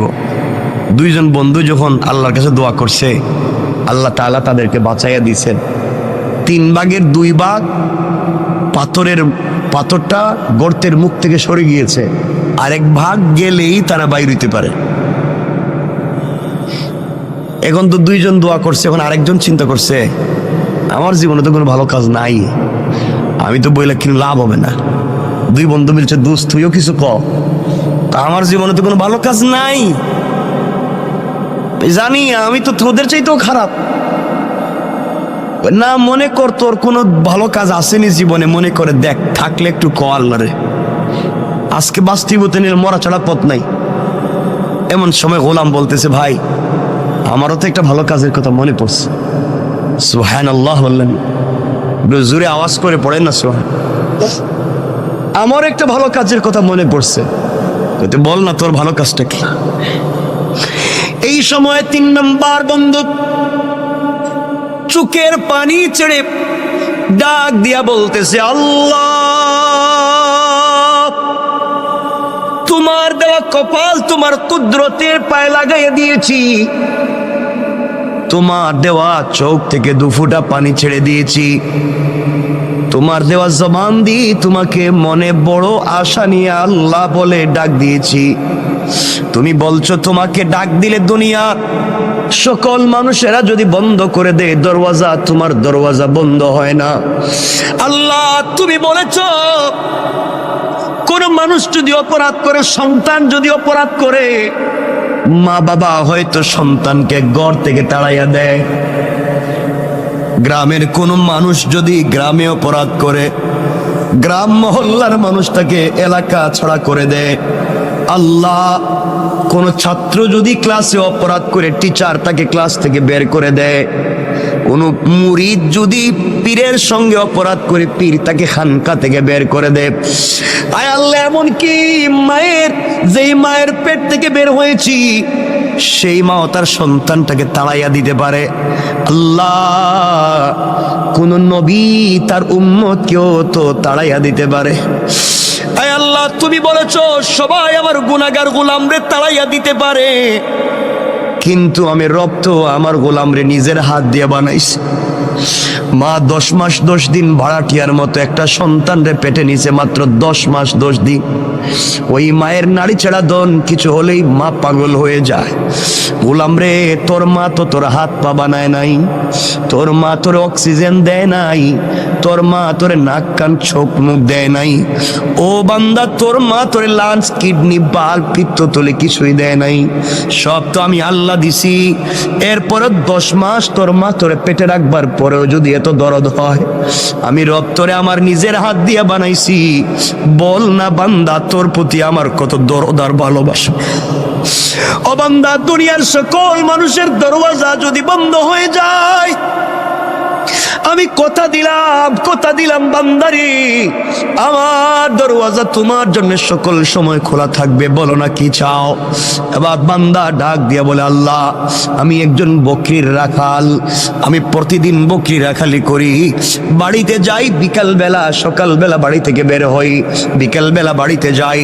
যাওয়ার পরে প্রথমে বকরির থেকে দুধ নেই, ওই দুধ নিয়ে প্রথমে আমার বৃদ্ধা মা পাপড়ে খাওয়াই। আমার মা তখন বেঁচে আছেন, আমার মারে দুধ পান করাই। মা ইচ্ছে মতো শান্তি মতো পেট ভরে দুধ পান করবার পরে বাকিটুকুন দুধ নিয়ে আমি আমার সন্তানদের কাছে বন্টন করে দেই। সন্তানেরা পান করে এরপরে ঘুমাইয়া যায়, এরপরে আমরা পান করি। আয় আল্লাহ, একদিন আমার জঙ্গল থেকে মাঠ থেকে বাড়িতে যেতে যেতে দেরি হয়েছে। বাড়িতে গিয়ে দেখি আমার মা ঘুমিয়ে পড়ছেন। আমার মা বিভোর ঘুমে পাগল, মা ঘুমাইয়া গিয়েছে, মা তো সজাগ না। ঘরে গিয়ে দেখি আমার সন্তানেরা খাবারের জন্য চিৎকার করে কাঁদতেছে। আমি যখন বকরির থেকে দুধ দোহন করি, সন্তানেরা লাইন ধরে গুল হয়ে আমার পাশে বসছে আর বলছে, আব্বা একটু দুধ দেও না, আর সহ্য হয় না, পেটে খিদে লাগছে, রাত্রে যে ঘুমাতে হবে, একটু দুধ দাও। আমি সন্তানের দিকে তাকাইয়াও দেখি নাই কে আমার কাছে দুধ চাইল। এক পর্যায়ে দুধের বাটি হাতে নিলাম, পেয়ালা হাতে নিলাম, মায়ের ঘরে গিয়ে দেখি মা ঘুমিয়ে গিয়েছে। সবগুলা দুধের পেয়ালা নিয়া মায়ের মাথার সামনে দাঁড়ায় থাকলাম। মা রাত্রে যখন উঠবে আগে তারে পান করাবো, এরপরে আমি আমার বাচ্চাদেরকে পান করাবো। আল্লাহ, আমার বাচ্চাগুলো আমার পায়ের কাছে এসে পা জড়াইয়া কাঁদতেছে, বলতেছে, আব্বা তুমি আমাদেরকে 1 ফোঁটা দুধ পান করাও। সারা রাত সন্তানের কাঁদতে কাঁদতে আমার পায়ের কাছে ঘুমাইয়া গেল। 1 ফোঁটা দুধও আমি সন্তানদেরকে আগে দেই নাই। ওই মায়ের অপেক্ষা করতেছি মা কখন ঘুম থেকে উঠবে। আয় আল্লাহ, ও মুনিব, এইভাবে সারা রাত চলে গিয়েছে। সকালবেলা মা যখন ঘুম থেকে উঠছে, মা আমাকে দেখে তো হতভম্ব হয়ে গেছে। মা বলছে, বাবা তুই কি ঘুমাস নেই? সারা রাত কি করলি এখানে? মা, আগে তুমি ঘুমিয়ে গিয়েছো, তোমাকে দুধ পান করাতে পারি নাই, এই জন্য সারা রাত এখানে দাঁড়াইয়া দাঁড়াইয়া দুধের পেয়ালা হাতে নিয়েছিলাম। তোমার যদি ঘুম ভাঙ্গে আমি তোমার আগে দুধ পান করাবো। মা বলছেন, আমার নাতকুলার অবস্থা এমন কেন? মা, ওরা তো আমার কাছে আসছিল এক ফোঁটা দুধ পান করতে, আমি কিন্তু ওদেরকে আগে দেই নাই। আগে বলছি আমার মা, এরপরে তোমরা। ও মা, তোমার জন্য আমি সন্তানদেরকেও পান করাই নাই। আমার মা আমার জন্য তো দু হাত উঠে দোয়া করছে আর বলছে, আল্লাহ আমার সন্তান আমার যে ভালোবাসা দিয়েছে, দুনিয়ায় কোনো বিপদে আমার সন্তানরে ফালাইও না। আয় আল্লাহ, ওই দিনের কাজ একমাত্র তোমাকে খুশি করার জন্য মায়ের জন্য দাঁড়িয়েছিলাম। আয় আল্লাহ তাআলা, চাইলে আমি আমার সন্তানদেরকে দুধ পান করাইতে পারতাম, চাইলে আমিও পান করতে পারতাম, চাইলে আমার স্ত্রীরও পান করাইতে পারতাম। মা যখন উঠবে তখন দিব, মায়ের জন্য তো অপেক্ষা করা দরকার ছিল না। একমাত্র তোমাকে ভালোবেসে, তোমাকে মোহাব্বত করে, তোমাকে পাওয়ার জন্যে, তোমাকে খুশি করার জন্যে আমি যে কাজ করছি, এই কাজটা যদি ওই দিন তোমার কাছে পছন্দ হয়ে থাকে, আজকের বিপদ থেকে আমাদেরকে বাঁচাইয়া দাও ওসিলা নিলাম। বলতে দেরি হয়েছে, কসম কসম রব্বে পাকের জাতে, ওই গোলাম দোয়া করে বলতে দেরি হয়েছে, পুরাটা পাথর তাদের গর্তের মুখ থেকে সরে যাইতে 1 মিনিটও দেরি করে নাই। সুবহানাল্লাহ জুরে। আমার বন্ধুগণ, 3 বন্ধু বেঁচে গিয়েছেন। এই জন্যে কথাটা তো শুরু করছিলাম ওখানেই, জীবনে যদি সরিষার দানা পরিমাণও ভালো কাজ করেন, রব কিন্তু তোমাকে আমাকে এটা দিবে। আল্লাহ কোরআনে বলছেন, ফামাইয়ামাল মিসকালা যাররাতিন খায়রান ইয়ারা, সরিষার দানা পরিমাণ যদি ভালো কাজ করো, ওটারও কিন্তু বদলা দিব। ওয়া মাইয়ামাল মিসকালা যাররাতিন শাররান ইয়ারা, আর তোমরা যদি খারাপ কাজ করো সরিষার দানা পরিমাণ, তারও হিসাব দেওয়া লাগবে। এই জন্যে দুহাত জোর করে যেই কথা শুরুতেই বলছিলাম, দরকার হলে পায়ে ধরে বললাম, আল্লাহর ওয়াস্তে চলার পথে ভুল তো করব না, মানুষের হক মারব না, আমানতের খেয়ানত করব না, অন্যায় আচরণ করব না, ছোট থেকে ছোট হলেও আল্লাহকে সন্তুষ্ট করার জন্য ভালো কাজ করব। রব বলে দিয়েছে, তুমি যদি আমাকে পাওয়ার জন্য ভালো কাজ করো বান্দা, আমি কথা দিলাম তোমার এই ছোট্ট একটা আমলই তোমাকে জান্নাত পর্যন্ত নিয়ে যেতে পারে। পড়েন সুবহানাল্লাহ। আমার কথা কি আপনারা বুঝছেন এতক্ষণে? তাহলে এত আলোচনা করে যেটা বোঝাতে চাইলাম, এই পুরো 1 ঘন্টা কথা বলছি, একটা বিষয় বোঝাবার দিন, যে আমাকে আপনাকে ফিরে যাওয়া লাগবে আল্লাহর সামনে। সরিষার দানা পরিমাণ ভালো কাজ করলেও জবাব দিতে হবে, খারাপ কাজ করলেও জবাব দিতে হবে। সুতরাং আমরা কোনোভাবে অন্যের সম্পত্তি তো নিজে খাবো না, নিজের লিডার হলে কখনো পাবলিকরে ঠকাবো না, এবং নিজের সম্পত্তি বাঁচাবার জন্য, অন্যের সম্পত্তি ধ্বংস করবার জন্য রাষ্ট্রের কাছে কুপ্রস্তাব দিয়া কাউকে বিপদে ফেলবো? বলেন ফেলবো? এটা হলো এতক্ষণের আলোচনার মূল মাকসাদ, আয়াতের মৌলিক ভাবার্থ। এতক্ষণ যদি কথা বুঝে থাকেন তো বলেন, রব একজন মানুষ ভালো কাজ করছে, তার উপকার দিচ্ছেন না? কথা তো অনেক মনে পড়ে, কিন্তু আমাদের সময় তো কমে যাইতেছে। কমে গেছে না? আপনাদের অসুবিধা হইতেছে নি? সময় যদিও আছে আমার হাতে, কর্তৃপক্ষের দেওয়া, কিন্তু আপনাদের তো কষ্টের দিকে আমার খেয়াল রাখতে হয়। এই জন্য কষ্ট হইতেছে কিনা বুঝতেছি না, হয় না? বেশি নিব না, যদিও লম্বা হয় আমি নিব না। কথা বলতে চাই, রব বলেছে উপকার করলে তিনি দিবেন কি দিবেন না?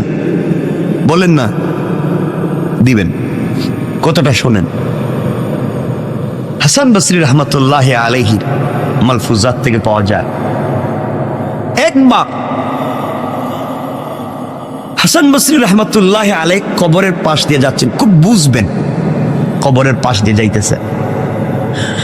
চিন্তা করলেন, কবরের কাছে গিয়ে চিন্তা করলেন, একটু মোরাকাবা করে দেখি তো কবরের মানুষ কেমন আছে, মোরাকাবা করলেন, করে দেখেন কবরের মানুষ খুব খুশি, হাসি খুশি, কেউ কষ্টে আছে, কেউ দুঃখে আছে। আর এর মধ্যে একজন মুরব্বী, কবরের ভিতরে তার খুব আযাব হইতেছে, একজন মুরব্বীর কবরে খুব বেশি আযাব হইতেছে।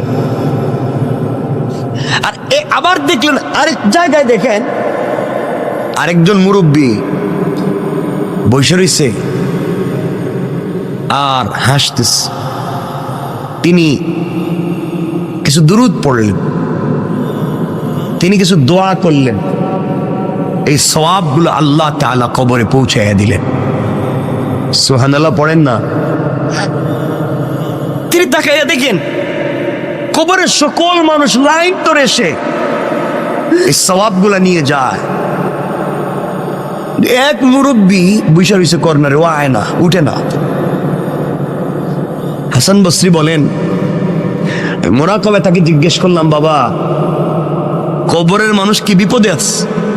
আমি সূরা ফাতিহা তিলাওয়াত করলাম, সূরা ইখলাস পড়লাম, এর সওয়াবটুকুন কবরে পৌঁছাইলাম, সব মানুষ এসে নিয়ে যায়, তুমি দিকে আসতেছো না, ঘটনা কি? কয় আমার দরকার নাই। দরকার নাই কেন?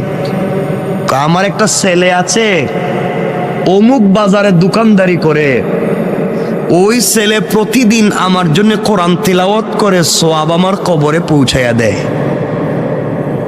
আমি আমার সন্তানের উপরে খুশি, সন্তান সারাদিন বাজারে দোকানদারি করে, ফাঁকে ফাঁকে সময় পাইলেই আমার জন্য তিলাওয়াত করে সওয়াব পাঠায়। এই জন্য আমার তাড়াহুড়া নাই, আমি একটা ছেলে রেখে আসছি দুনিয়ায়, খুব ভালো। ওই ছেলেটা আমি বাপরে বইলা যায় নাই, এই জন্য সন্তানরে ভালো মানুষ বানাইছিলাম। কবরে আসার পরে সন্তান আমার জন্য দোয়া দুরূদ পড়ে আমার জন্য আমল পাঠায়। আর আমরা এমন সন্তান রাইখা যাই, বাপ মারা যাওয়ার আগেই এর মাইরে ফেলায়। কথা বলেন না কেন? মা বাপ মারা যাওয়ার আগে এমন কষ্ট দেয়, তো এমনি জিন্দা মরে যায়, খাবার দেয় না, বউরে নিয়ে আলাদা থাকে, মা বাপরে দেখতে পায় না, মা বাপের সঙ্গে ভালো আচরণ করে না, স্ত্রী সন্তান যা বলে তাই শুনে, মা বাপকে এই ভালো জায়গায় রাখতে চায় না, মা বাপের ঠিক মতো ঔষধপাতি দেয় না, খবরাখবর রাখতে পারে না, মা বাপকে পয়সা দিলে হিসাব করে। এই সমস্ত নাফরমানি আমাদের ভিতরে হর হামেশা হয়ে গেছে, ঠিক না? হাসান বসরি বলেন, আমি মোরাকাবা শেষ করব, একজন মুরব্বী খুব কাঁদতেছেন, আযাব হইতেছে। আমি জিজ্ঞেস করলাম কারণ কি? মুরব্বী বলছেন, বাবা আমার একটা মেয়ে আছে। কি আছে? খুব দুশ্চরিত্রা, খারাপ খারাপ কাজ করে বেড়ায়, আর ও যত গুনার কাজ করে, ওর গুনার কাজের ভাগ আমার কবরে আসে, আমি পাই। কারণ মেয়েটারে ভালো বানাইতে পারি নাই, যেন বাপ হিসাবে আমি মেয়েরে কেন ভালো বানাইতে পারলাম না? ওই মেয়ে খারাপ কাজ করলে আমার কাছে গুনাহ চলে আসে। আর ওই বেচারা বলতেছে, আমার ছেলে দুনিয়া তেলাওয়াত করে আমার কাছে সওয়াব চলে আসে। অর্থাৎ সন্তানকে যদি ভালো মানুষ বানাইয়া যেতে পারেন, সন্তান ভালো কাজ করলে তারও একটা অংশ পাবেন, সন্তান খারাপ কাজ করলে তারও একটা। তিনি বললেন, বাবা আমার মেয়েটা অমুক গ্রামে থাকে, তুমি যদি পাও, আমার মেয়েটার একটু বইল আমার জন্য, আমি বাপের জন্য যেন একটু ইসালে সওয়াব করে, কোনো একটা কিছু করে, আমার কষ্ট আর সহ্য হয় না, কেন মেয়েটা খারাপ কাজ ছাড়ে না? আল্লাহর ওলি হাসান বসরি রহমতুল্লাহ আলাইহি চলতে লাগলেন, ওই বাজারে পৌঁছে গেলেন যেই বাজারে মুরব্বী বলছিল তার সন্তান কোরআন তেলাওয়াত করে। সত্যি দূর থেকে দেখেন তার দোকানে ভিড় লেগে আছে, মানুষ, কাস্টমারের অভাব নাই। কিন্তু আল্লাহর গোলাম কাস্টমারের সঙ্গে কথাও বলে, ঠোঁট নাড়ায়া নাড়ায়া আল্লাহর কালাম তিলাওয়াত করে যায়। ওই যুবকের কপালে চুম্বন দিয়া বললেন, যুবক রে, তোমার মতো সৌভাগ্যবান যুবক আর কয়জন আছে যার বাবা কবরে গিয়াও সন্তানের জন্য দোয়া করে, সন্তানের জন্য ভালো চায়। তোমার বাবা তোমারে যেই শিক্ষা দিয়েছে, কবরে বাবা বড় আরামে আছে, তুমি তেলাওয়াত বন্ধ করে দিও না। আমার বন্ধুগণ, যুবকের কাছ থেকে বিদায় নিয়া আল্লাহর গোলাম হাঁটতে লাগলেন ওই মেয়ের বাড়ির দিকে। ওই মেয়ের বাড়ির কাছাকাছি পৌঁছে গেলেন, মানুষরা খবর দিলেন অমুক নামে কি এলাকায় কোনো মুরব্বী ছিলেন। সবাই বলছে এই যে পাশে যেই বাড়ি দেখা যায় এই বাড়িটাই হচ্ছে মুরব্বীর বাড়ি।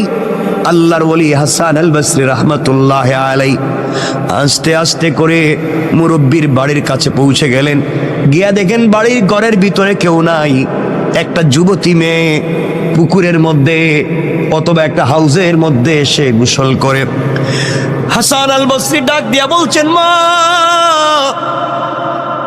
অমুক কি তোমার বাবা হয়? কয় আমার বাবা। তিনি মরে গেছেন না বেঁচে আছেন? অনেক দিন আগে তিনি মরে গিয়েছেন। মারে আমি হাসান আল বসরি বলছি, মোরাকাবা করে দেখছি তোমার বাপের বড় কষ্ট হয়, বড় আযাব হয়। কবরের ভিতরে তোমার বাবা বড় কষ্টে আছে। তুমি কি চাও না তোমার বাবার জন্য কিছু উপকার করতে চাও না? তোমার বাবার জন্য কিছু একটা দোয়া করো, অথবা সম্মিলিতভাবে মানুষকে দিয়া দোয়া করাও, তোমার বাবার কোনো কল্যাণ করো। বাপ তো বড় কষ্টে আছে। মেয়েটা বাপের কষ্ট শুনবার পরে অট্ট হাসি দেয়, টিটকারি করে। এই কথা বলে বলছে, আমি আবার কেমনে বাপের উপকার করব? আমার দ্বারা হবে না। ওই বাপরে আমি কেমনে করব? আমার জীবন, আমার যৌবন, আমি যেভাবে মন চায় সেভাবে চলবো। আমি কেন তার জন্য উপকার করতে যাব? ও হাসান আল বসরি, আপনি বলেছেন আমি যেন গুনাহ ছেড়ে দেই। আমি কিসের গুনাহ করি? আমি তো জীবনটাকে এনজয় করি। আপনার আবার কি আসে যায়? আমার বাবারই বা কি হয়? জীবনটা তো আমার যা মন চায় তা করব। মনে রাখবেন, একজন নারী যদি জাহান্নামে যায়, 4 পুরুষের নিয়ে জাহান্নামে যাবে। আবারও বলছি, একজন নারী যদি জাহান্নামে যায়, 4 জন পুরুষের নিয়ে জাহান্নামে যাবে। নারী যদি জাহান্নামে যায়, তার বাপরে নিয়ে যাবে। নারী যদি জাহান্নামে যায়, তার স্বামীরে নিয়ে যাবে। নারী যদি জাহান্নামে যায়, তার ভাইরে নিয়ে যাবে। নারী যদি জাহান্নামে যায়, তার সন্তানরে নিয়ে যাবে। কেন সন্তান তাকে ভালো পথে রাখলো না? কেন ভাই তাকে ভালো পথে রাখলো না? কেন স্বামী তাকে ভালো পথে রাখলো না? কেন বাবা তাকে ভালো পথে রাখলো না? এই জন্য এক নারী জাহান্নামে গেলে 4 পুরুষ জাহান্নামের জন্য প্রস্তুত হও। আল্লাহ রাব্বুল ইজ্জত ওয়াল জালালের ওলি হাসান আল বসরি যখন মেয়েটাকে বললেন, মেয়ের কাছ থেকে ভালো উত্তর পেলেন না। এক পর্যায়ে মেয়েটা টিটকারি করে ওই পুকুরের ভিতর থেকে পানি দিয়া হাসান আল বসরির উপরে ফিকে মারছে। হাসান আল বসরির মুখের উপরে পানি মারছে। কয়, নেন আপনি পানি নিয়ে যান। এই পানি দিলাম, যান আপনি আমার বাবার জন্য কি উপকার করতে পারি? আমি আমার বাপের জন্য কোনো উপকার করতে পারবো না। এই বলে পানি মারছে। হাসান আল বসরি বড় কষ্ট পেলেন। কিছুদিন পরে আবার মুরাকাবা করলেন। ওই কবরের পাশ দিয়ে যাওয়ার সময় আবার তিনি মুরাকাবা করলেন। করে দেখেন, যেই বেচারা এতদিন ওই কবরের কর্নারে বসে থাকতো, গুরুস্থানের আসতো না, সোয়াবের জন্য আসতো না, আজ দেখা যায় সবার লাইনের আগে, সবার আগে আইসা দাঁড়াইয়া গেছে। হাসান আল বসরি যা তিলাওয়াত করছেন, তার সোয়াবটুকুন কবরে বক্সাইয়া দিলেন। ওই আল্লাহর গোলাম নেওয়ার জন্য দাঁড়াইয়া আছে। তিনি বললেন, বাবা ওই দিন না আপনি সবার পিছনে ছিলেন, বসা ছিলেন, আসলেন না, আজ কেন আপনি সবার আগে আগে আসলেন?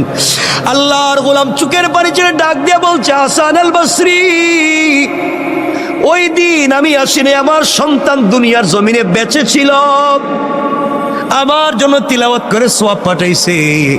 গত কয়েকদিন আগে আমার সন্তানটাও মরে গেছে। এখন কেউ আর আমার জন্য তিলাওয়াত করে সোয়াব পাঠায় না। এই জন্যে আমার জন্য আর কেউ নাই, ওই জন্যে আমিও লাইনে দাঁড়াইছি। ও বাবারা, এই জন্য সন্তান রে ভালো মানুষ বানাইয়া যাও, অথবা অন্যের সন্তান রে হাফিজ আলিম বানাইয়া যাও, অথবা মসজিদ মাদ্রাসার সঙ্গে সম্পর্ক রেখে যাও। একটা মসজিদের সঙ্গে একটা ইটের টুকরা দিয়েও যদি সম্পর্ক করতে পারো, কিয়ামত পর্যন্ত কবর থেকেও সোয়াব পাইবা। একজন গরিবের বাচ্চারা যদি হাফিজ আলিম বানাইয়া যাইতে পারো, ওই হাফিজ আলিম থেকে পৃথিবীতে যতদিন পর্যন্ত আরো হাফিজ আলিম বনবে, আর কোটি কোটি মানুষ হবে, সবার কাছ থেকে তুমি সোয়াব পাইবা। সুবহানাল্লাহ পড়েন না? আমিও আপনাদের দোয়ায়, আমি তো আলহামদুলিল্লাহ করাইতেছি আমাকে দিয়ে। আমি সিলেটে, আমার এলাকায় জন্ম, যেখানে আমি একটা প্রতিষ্ঠান, প্রায় 40 কোটি টাকা আমরা ওই যে এই সপ্তাহে ভিত্তিপ্রস্তর করবো ইনশাআল্লাহ। মাদ্রাসা চলতেছে অলরেডি, বাকি বিল্ডিংয়ে ভিত্তিপ্রস্তর হয় নাই, টিন শেড। এই সপ্তাহেই আমরা 10 তলা ফাউন্ডেশন দিয়ে ভিত্তিপ্রস্তর করতেছি। এখানে 100 জন ইয়েতিম, একেবারে ইয়েতিম বাচ্চাকে আমরা টোটাল হাফিজ আলিম আমাদের খরচে বানাবো ইনশাআল্লাহ। 100 জন এভাবে চলতে থাকবে। আমরা নিচে মসজিদ করতেছি 2 তলা পর্যন্ত, উপর থেকে মাদ্রাসা করতেছি, মহিলাদের জন্য আইটি করতেছি, কারিগরি করতেছি, মহিলাদের জন্য এবং বাচ্চা পুরুষের জন্য আমরা একটা মিক্স, আমরা একটা ভালো ব্রিটিশ কারিকুলামে আজহার এবং মদিনার আদলে একটা ইংলিশ মিডিয়াম ইন্টারন্যাশনাল একটা মসজিদ, মাদ্রাসা এবং স্কুলকে একীভূত করে একটা শিক্ষা সিলেবাস তৈরি করতেছি। আল্লাহ যেন কবুল করে, দোয়া করবেন। এটা এই শহরে করার ইচ্ছা ছিল এবং এই শহরেই করতে চাইছিলাম এবং শুরুও করেছিলাম। আল্লাহ চাইলে এই শহরেও আমাকে দিয়ে খুব তাড়াতাড়ি আমরা করে ফেলবো ইনশাআল্লাহ, ইনশাআল্লাহ। এই মসজিদেও তো মাদ্রাসা আছে না? নাই? চমৎকার একটা মাদ্রাসা আছে, কতগুলো বাচ্চা এখানে পড়ে, আমার খুব ভাল লাগে। বাচ্চাদের পড়া খুব ভাল লাগে, ওরা তো গুনাহ নাই তো, এজন্য ওদেরকে সময় দিবেন, মাদ্রাসার দিকে খেয়াল রাখবেন, জীবন উল্পাল্টে যাবে একবারে। মাদ্রাসার দিকে খেয়াল রাখবেন তো ইনশাআল্লাহ সবাই। আমার বন্ধুগণ, কথা লম্বা হয়ে যাচ্ছে। আল্লাহর ওলি বুঝলেন ওই বেচারার ছেলে মারা গিয়েছে, এই জন্য আর সওয়াব পাঠায় না। হঠাৎ করে তাকাইয়া দেখেন ওই দিন যেই মুরব্বী লাইনে সবার সামনে ছিল, আজ দেখা যায় জান্নাতের গালিচায় বসে বসে জান্নাতি ফল খেয়ে যায়। আশ্চর্য হলে মোর মেয়ে তো জিনাকারী, ওই মেয়েটা তো আমার পানি দিয়ে টিটকারি করছে, ওর বাবা কবরে এত শান্তি পাইলো কেমনে জানতে চাই। জিজ্ঞাসা করে, বাবা তুমি আজকে কবরে এত শান্তি কেমনে? তোমার মেয়েরে তো বলছিলাম। আপনি আমার মেয়েরে বলছিলেন, আমার মেয়ে আমার জন্য এত বড় ভালো কাজ করছে, ওই ভালো কাজের উসিলায় আল্লাহ আমাকে মাফ করে জান্নাত দিয়ে দিয়েছে। আল্লাহর ওলি বলেন, না না, তোমার মেয়ে কোনো ভালো কাজ করে নাই। কই, আমি বলার পরে আমার এনে টিটকারি করছে। তোমার মেয়েটাকে তো কোনো ভালো কাজ করতে দেখলাম না, তো জিনাকারিনী। আল্লাহর ওলি মুরাকাবায় গিয়ে দেখেন ওই মেয়েটা টিটকারি করে, মস্কারা করে, এক হাতের মধ্যে পানি নিয়া, এক মুষ্টির মধ্যে পানি নিয়া হযরতে হাসান বসরির উপরে যে মারছিল, ওই পানিটা জমিনে পড়ছে। জমিনে ফাঁকা ছিল, ফাঁকার মধ্যে অনেক দিন থেকে একটা ব্যাঙ হা করে আসমানের দিকে তাকাইয়া বলছে, আল্লাহ তুমি কি বৃষ্টি দিবা না? তুমি কি আমারে পানি পান করাইবা না? আমি যে মরে যাই, কোন দিন মরি কেউ খবর রাখবে না। আল্লাহ তুমি কি আমাকে একটু পানি পান করাইয়া তো মারবা? ওই সময় ওই বেজে হাসান বসরির উপরে পানি মারছে, ওই পানিটা গিয়া ব্যাঙের মুখের মধ্যে পড়ছে। আল্লাহু আকবার, জোরে বলেন না। ব্যাঙ ওই পানি পান করে চিৎকার করে বলছে, আল্লাহ যে আমারে পানি পান করাইয়া বাঁচাইলো, তার কেউ যদি কবরে থাকে, আল্লাহ এর ওসিলায় তারে মাফ করে জান্নাত দিয়া দাও। আল্লাহ ওই দুয়ারে কবুল করছে, এই জন্য আল্লাহ আমার মাফ করে দিয়া জান্নাত দিয়ে দিয়েছে। পড়েন সুবহানাল্লাহ। অনেক কথা হয়ে গেছে আজকে, আর কথাকে লম্বা করতে চাই। আমার জন্য দোয়া আছে, আপনাদের জন্য দিল থেকে দোয়া থাকবে। আল্লাহ তাআলা আমাদের সবাইকে কবুল করুক। আজকে কোথায়, আমি তো চাইছিলাম তাফসীর করতে, আজকে আমার মন চাইছিল, আমি রেডিও করছিলাম।